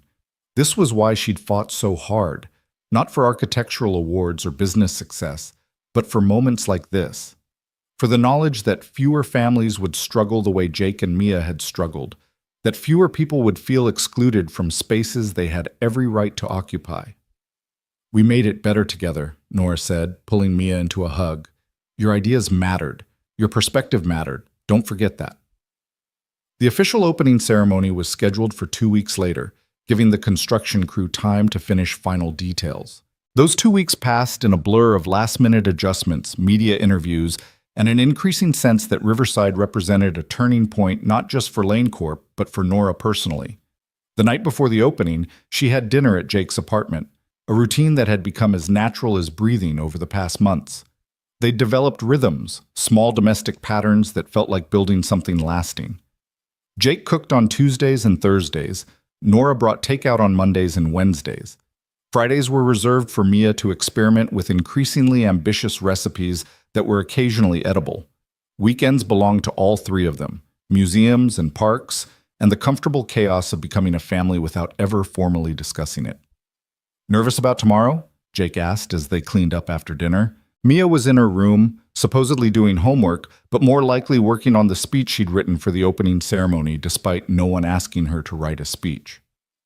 Terrified, Nora admitted. What if something goes wrong? What if people don't show up? What if the press focuses on the cost instead of the innovation? Then we deal with it. Jake dried his hands and turned to face her. But Nora, you need to let yourself enjoy this. You won. You saved your company, built something meaningful, proved everyone who doubted you completely wrong. Tomorrow is celebration, not crisis management. I'm not good at celebrating.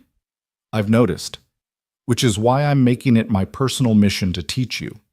He pulled her closer, his hands on her wheelchair's armrests, bringing them eye to eye. You've spent so long fighting that you've forgotten how to rest, how to acknowledge victories, how to just be happy without waiting for the other shoe to drop. What if the other shoe does drop? Then we'll deal with it when it happens. But tonight, right now, in this kitchen with leftover pasta sauce on my shirt, and our daughter probably writing a novel instead of doing her social studies homework, right now, everything is okay. Can you just be here in that? Our daughter.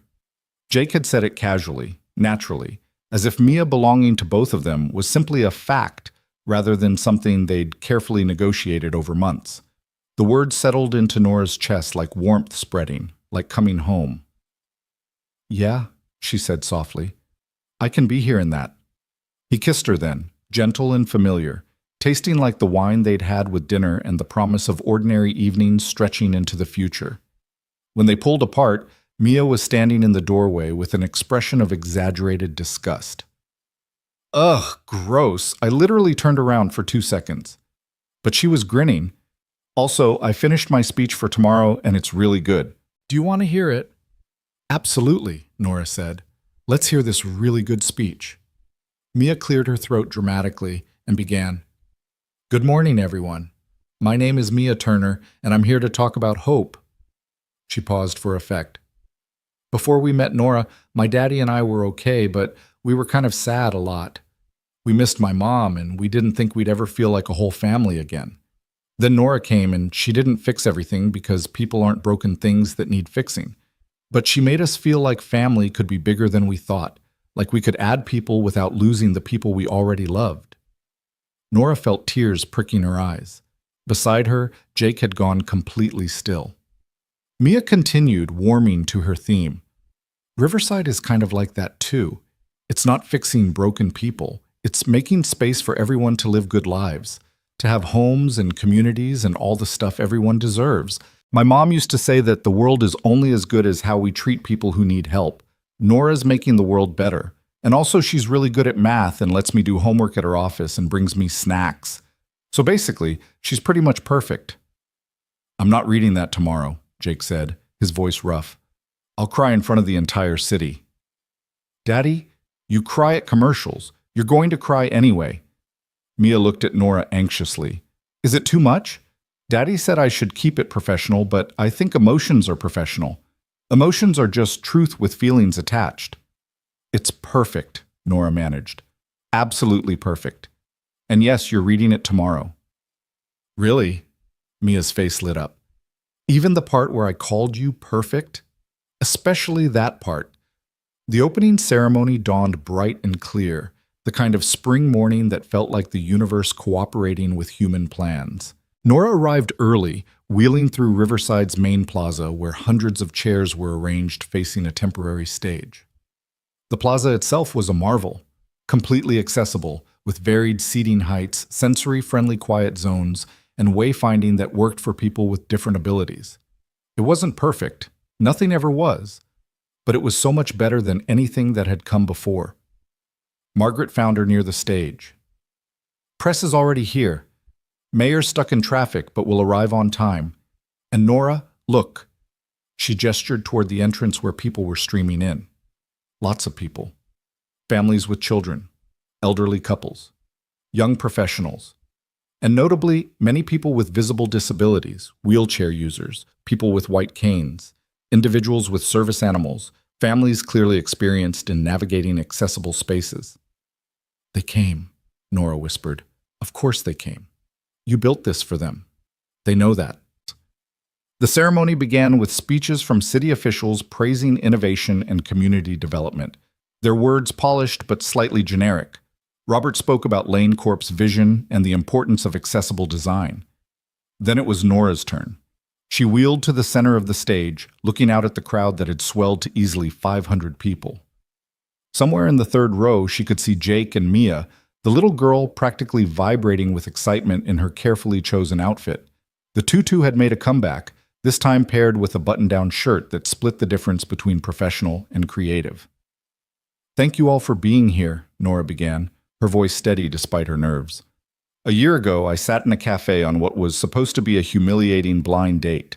People had set it up as a joke. Let's watch the disabled woman get rejected. Let's film it for entertainment. They thought my wheelchair made me less deserving of respect, less worthy of dignity, less human. The crowd had gone completely silent. But something unexpected happened. A mechanic named Jake Turner walked into that cafe and treated me like a person. Not a charity case, not an inspiration, not a tragic figure. Just a person worthy of kindness and respect.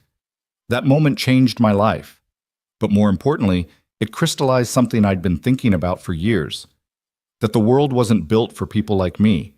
That spaces and systems and structures all assumed everyone navigates the world the same way. And that this wasn't just wrong, it was unnecessary. She gestured to the buildings around them. Riverside exists because I got tired of waiting for the world to change, because I had the resources and the position to build something better. But here's the truth, I shouldn't have been necessary. Every developer, every architect, every city planner should be thinking about accessibility from the start. Not because it's legally required, but because it's morally right. Because half of us will experience disability at some point in our lives. Because designing for everyone makes spaces better for everyone. Nora paused, making eye contact with individuals in the crowd. There are people who said this project was too expensive, too idealistic, too personal. That my own disability made me biased, incapable of objective decision-making. To them I say, you're right, I am biased. I'm biased toward dignity, toward independence, toward the radical idea that everyone deserves to live in spaces that work for them. If that disqualifies me from leadership, then our priorities are profoundly wrong. The applause started slowly, then built to something overwhelming. Nora looked at Jake, who was indeed crying, not even bothering to hide it. Mia was standing on her chair, clapping with her whole body, her face split in a huge grin. But I didn't build Riverside alone, Nora continued once the applause died down. It took architects willing to think differently, construction workers who cared about getting details right, board members who believed in vision over profit margins. And it took a 9-year-old girl named Mia who asked questions that professionals had never considered.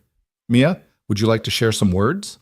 Mia practically launched herself onto the stage, grabbing the microphone with confidence that belied her age. Hi, I'm Mia, and I helped make this place awesome. The crowd laughed, charmed immediately. My mom died when I was 5, Mia said, her voice suddenly more serious. And after that, everything was hard. Not just the sad stuff, but regular stuff too. Like hospitals and buildings and places that weren't made for when life gets complicated. I used to think that was just how things were. That some people got easy and some people got hard and you just dealt with it. She looked at Nora. But Nora taught me that hard doesn't have to be harder than it needs to be. That we can build things that work for everyone. That including people isn't a favor. It's just right. Riverside is what happens when people care about doing things right instead of just doing things cheap or easy or the way they've always been done. Mia held up a piece of embroidery, one Nora hadn't seen before. The word stitched across it read, "Build bridges, not barriers." I made this for Riverside, Mia explained, because that's what this place is. It's a bridge between how things were and how they could be, between people who usually get left out and people who usually get included, between being different and being welcome. She handed the embroidery to Nora with a bow that was half formal, half theatrical, completely Mia. The crowd erupted in applause again, this time mixed with laughter and more than a few visible tears. The rest of the ceremony passed in a blur, the ribbon cutting, the tours through model apartments, the endless photographs and interviews. But what Nora would remember most was the moment after the official events ended, when residents began arriving to move into their new homes. She watched a woman in a wheelchair wheel into her ground-floor apartment, tears streaming down her face as she realized she could access every room independently. Watched a blind man run his hands along the tactile wayfinding system, his expression transforming from concentration to joy as he understood how it worked. Watched an elderly couple slowly walking the halls, the husband using a walker, both of them marveling at doorways wide enough to pass through together. "You did this," Jake said quietly, appearing beside her. "All of these people. You changed their lives." "We did this," Nora corrected. You, me, Mia, everyone who believed this mattered." A reporter approached for one final interview, this one for a national disability rights magazine. "Miss Lane, what's next? After Riverside, what's the next project?" Nora looked at Jake and Mia, at the families moving into their new homes, at the city stretching out beyond Riverside's boundaries. "Everything," she said simply. "Every Lane Corp development from now on will incorporate these principles. And I'm working with other developers, sharing our research, proving this is profitable as well as right. Riverside isn't the end goal. It's the template." Some people are calling you the face of accessible development. I don't want to be the face of anything. I want to be one person in a much larger movement. I want to be unnecessary because everyone is already thinking about accessibility, already building better. She smiled. But until that happens, yes, I'll keep pushing, keep building, keep proving this matters. As the sun set over Riverside that evening, painting the new buildings in shades of orange and gold, Nora found herself on a bench in the central plaza.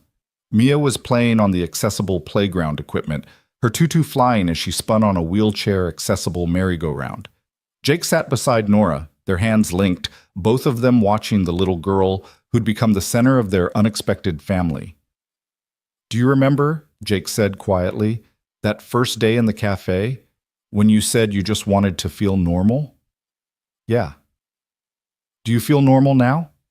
Nora considered the question. Normal had been her goal once, to be seen as just another person rather than as her disability first. But somewhere along the way, normal had stopped being the point.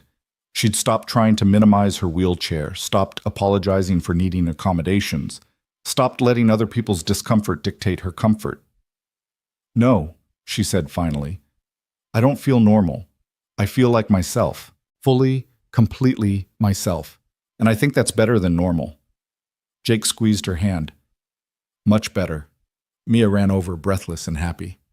"Can we go get ice cream to celebrate? Also because I'm hungry and ice cream is both celebratory and nutritious according to my very scientific research." "Ice cream is nutritious now?" Jake asked skeptically. "Calcium, for bones. Science, Daddy. You can't argue with science." They ended up at Mia's favorite ice cream shop, the three of them crammed into a booth clearly designed for people without wheelchairs. Nora had transferred to the bench seat, her wheelchair folded and tucked to the side, and they ate ice cream while Mia narrated every detail of the day with the intensity of someone who'd been taking mental notes. "And did you see Mrs. Patterson crying when she saw her apartment? She told me it's the first place she's lived in 20 years where she can reach the kitchen cabinets. 20 years. That's like twice my entire life." Mia paused between bites. "Also, that reporter asked if I wanted to be an architect when I grow up, but I told her I'm going to be a professional embroiderer/humanitarian. She seemed impressed." "As she should be," Nora said solemnly. "That's a very specific career path." "I believe in specialization." Mia had gotten chocolate ice cream on her nose. "Daddy, can Nora come live with us? Like, officially? Because she basically already lives with us, except her clothes are at the wrong house, and that seems inefficient." The question hung in the air, unexpected and enormous. Jake's eyes met Nora's over Mia's head, a silent conversation passing between them. They'd been dancing around this for months, spending more nights together than apart, keeping clothes at each other's places, functioning as a family unit without officially defining it as one. "Mia," Jake started carefully, "that's a big decision. It's not just about efficiency. I know it's big. That's why I'm asking instead of just deciding, because I'm 9, not in charge. But I think we should be a real family, don't you?" She looked between them with heartbreaking hope. "We love Nora. She loves us.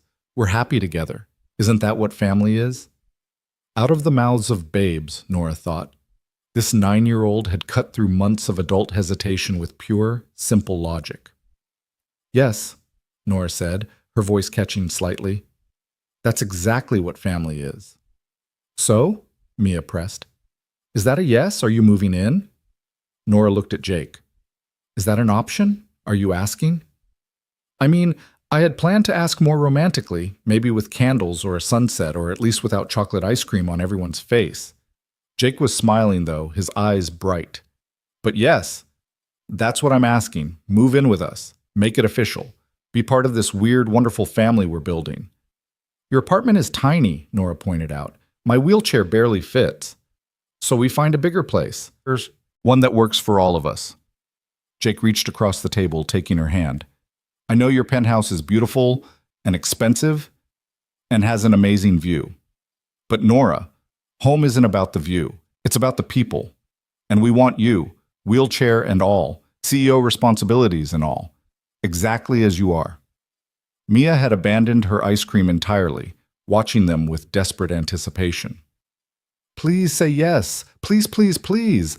I already designed how we could rearrange my room to have space for your work stuff, and I promised to be quiet during your important phone calls, and I'll help cook, and— Yes, Nora interrupted, laughing through sudden tears.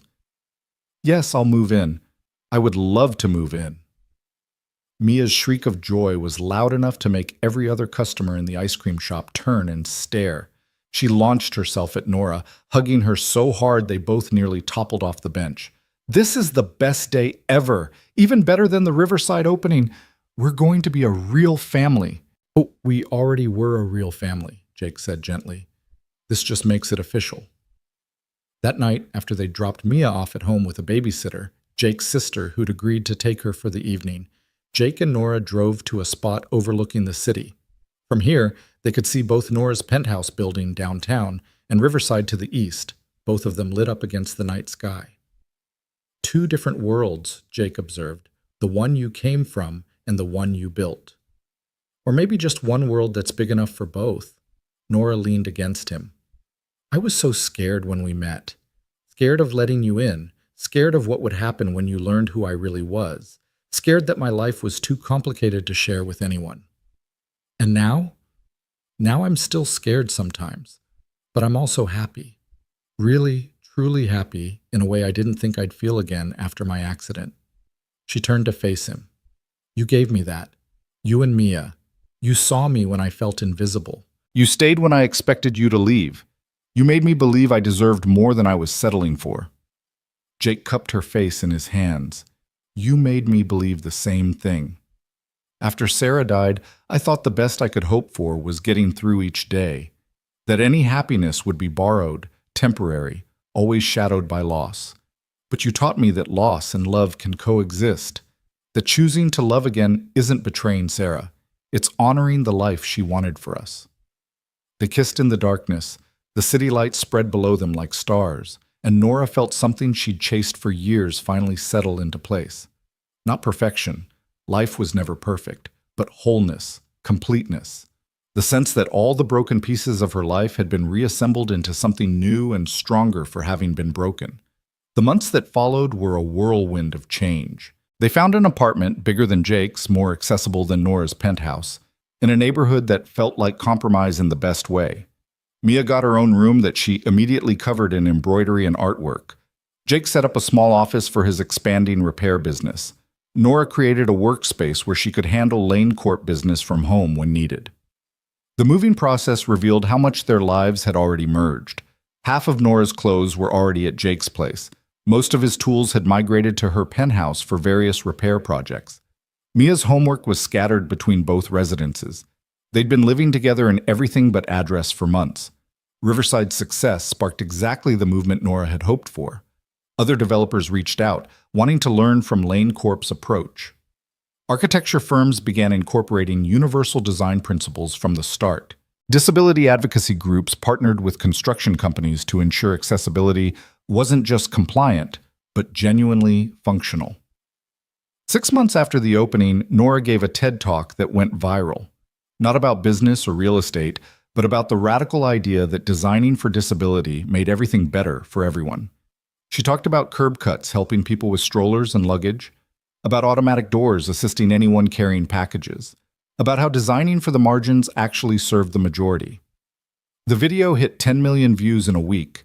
Suddenly, Nora was fielding speaking requests from around the world, consulting offers from major corporations, interview requests from major publications. She became, despite her resistance to the label, the face of accessible development. But the moment that mattered most came 8 months after moving in together, on an ordinary Tuesday evening. Nora was making dinner. Her cooking had improved significantly under Jake and Mia's tutelage when Mia came home from school looking unusually serious. We had career day, she announced, dropping her backpack by the door. Everyone's parents came to talk about their jobs. Oh no, Jake said. I forgot to sign up. Mia, I'm so sorry. It's okay. Nora came instead. Nora looked up from the stove, confused. I didn't go to your school today. I know. But when it was my turn to talk about my family's jobs, I talked about you, about Lane Corp and Riverside, and how you changed the world by caring about people everyone else forgot about. Mia pulled a paper from her backpack, an assignment with a gold star at the top.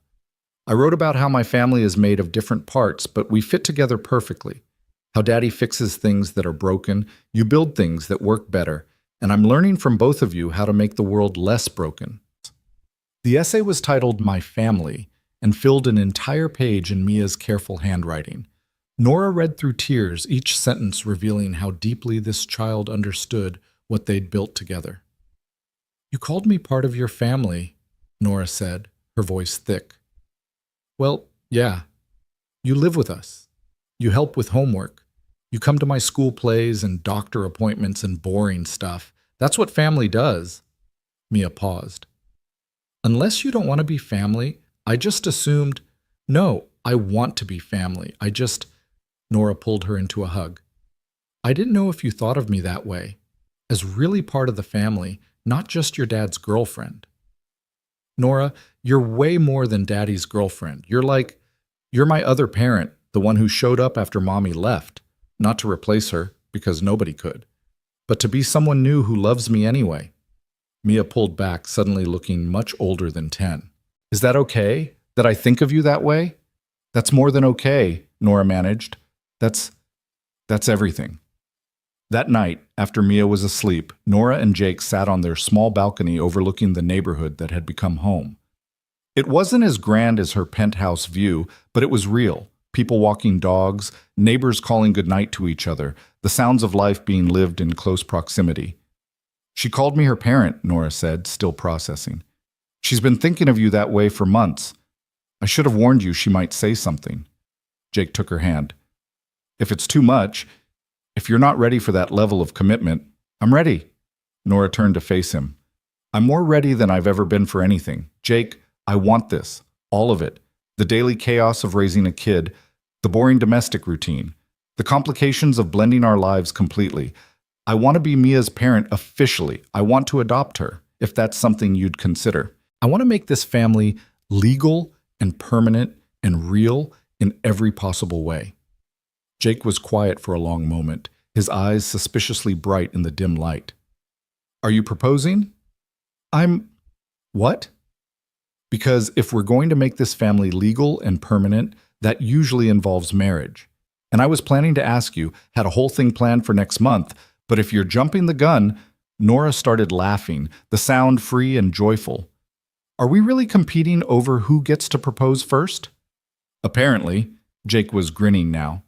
For the record, I still want to do my planned proposal. I bought a ring and everything.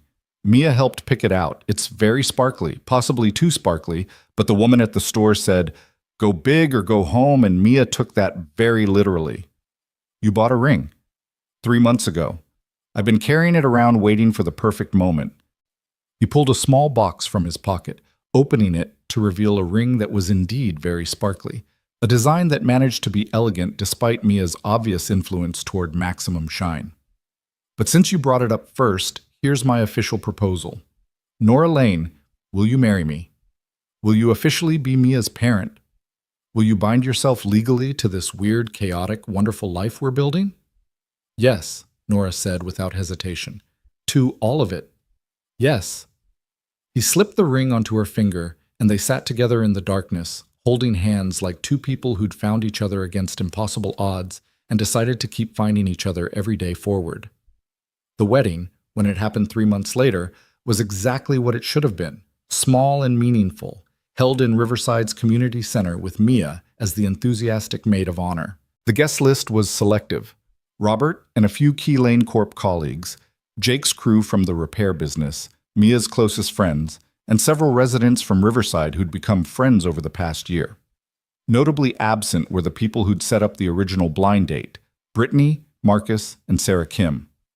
Nora had considered inviting them, if only to show how wrong they'd been, but Jake had talked her out of it with characteristic wisdom.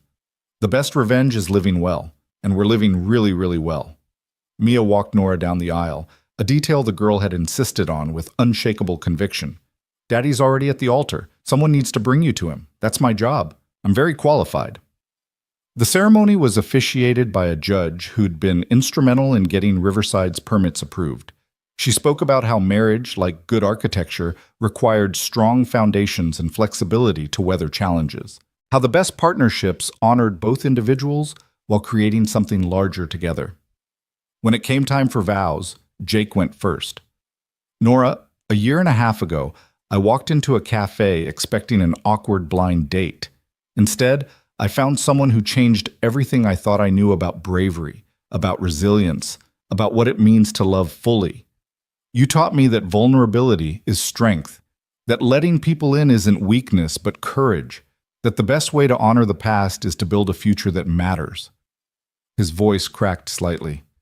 I promise to see you always, not just look at you, to stand beside you, not in front of or behind you, to remind you that work isn't everything when you forget, and to make sure Mia doesn't put mushrooms in anything you eat, because I know you both have strong feelings about mushrooms.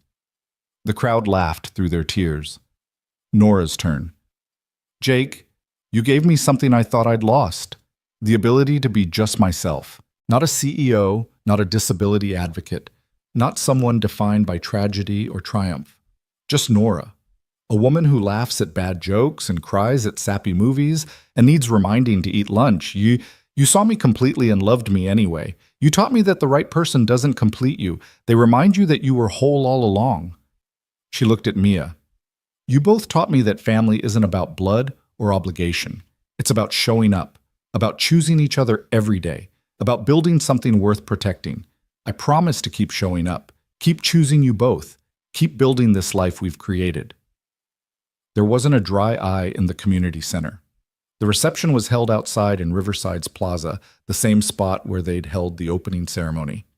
Mia gave a speech that was somehow both hilarious and profound, ending with, "So basically, my dad met Nora because some mean people tried to be cruel, but they accidentally did something good instead," which I think means even bad things can lead to good things if you're brave enough to see the possibilities. Also, I got a second parent out of this, so I'm very pro-romance. Love is good, everyone. 10 out of 10 would recommend. As evening fell and string lights came on across the plaza, Nora found herself dancing with Jake. She'd transferred from her wheelchair to a regular chair, and they'd figured out a way to dance that worked for both of them. Not traditional, but theirs. Happy? Jake asked, holding her close. Deliriously, improbably, completely. Good. Because Mia's already planning our first anniversary party. Apparently it involves ducks. I'm afraid to ask for details. Nora laughed, resting her head on his shoulder. Around them, their friends and family celebrated, the community they'd built bearing witness to the family they'd become. Riverside's buildings rose against the evening sky, monuments to the idea that the world could be better, that fighting for that better world was worth the cost. A year ago, she'd sat in a cafe expecting humiliation and found humanity instead. Found a man who saw her clearly, found a daughter who needed another parent as much as Nora needed to be one. Found proof that the cruelest setups could lead to the most beautiful outcomes. Strong hearts walk farther. Mia's childhood wisdom had proven prophetic. Nora had walked farther than she'd ever imagined. From that cafe to this plaza, from isolation to family, from fighting to be seen to building spaces where everyone could be seen. And she was still walking, still building, still proving that love and architecture and stubborn determination could reshape the world.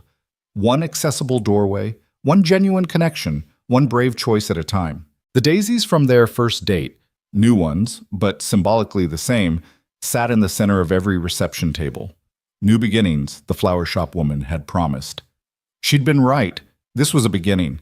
Not the end of Nora's story, but a chapter that proved the best beginnings often come disguised as endings, and the cruelest pranks sometimes lead to the most profound transformations. As the celebration continued into the night, Mia started a conga line that somehow became a disability-accessible group dance where everyone participated regardless of how they moved through the world. It was chaotic and joyful and perfectly imperfect, exactly like the life Nora had built.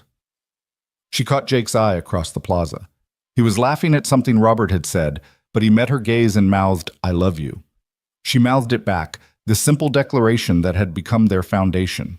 The cafe video that had started everything was still online, still circulating occasionally when people wanted to share stories about unexpected kindness. But it no longer defined her. It was simply one moment in a much larger story. A story about a woman who refused to let cruelty diminish her, who built accessibility into the foundation of everything she created, who learned that the strongest hearts aren't the ones that never break, but the ones brave enough to stay open even after breaking. Nora Lane had walked farther than anyone expected, especially herself. And with Jake's hand in hers and Mia's laughter ringing through the plaza, she knew the journey was just beginning. Sometimes the best revenge isn't revenge at all. Sometimes it's simply living so fully, loving so openly, and building so persistently that the people who tried to break you become irrelevant footnotes in a story much bigger than their cruelty. This was that story. And it was far from over.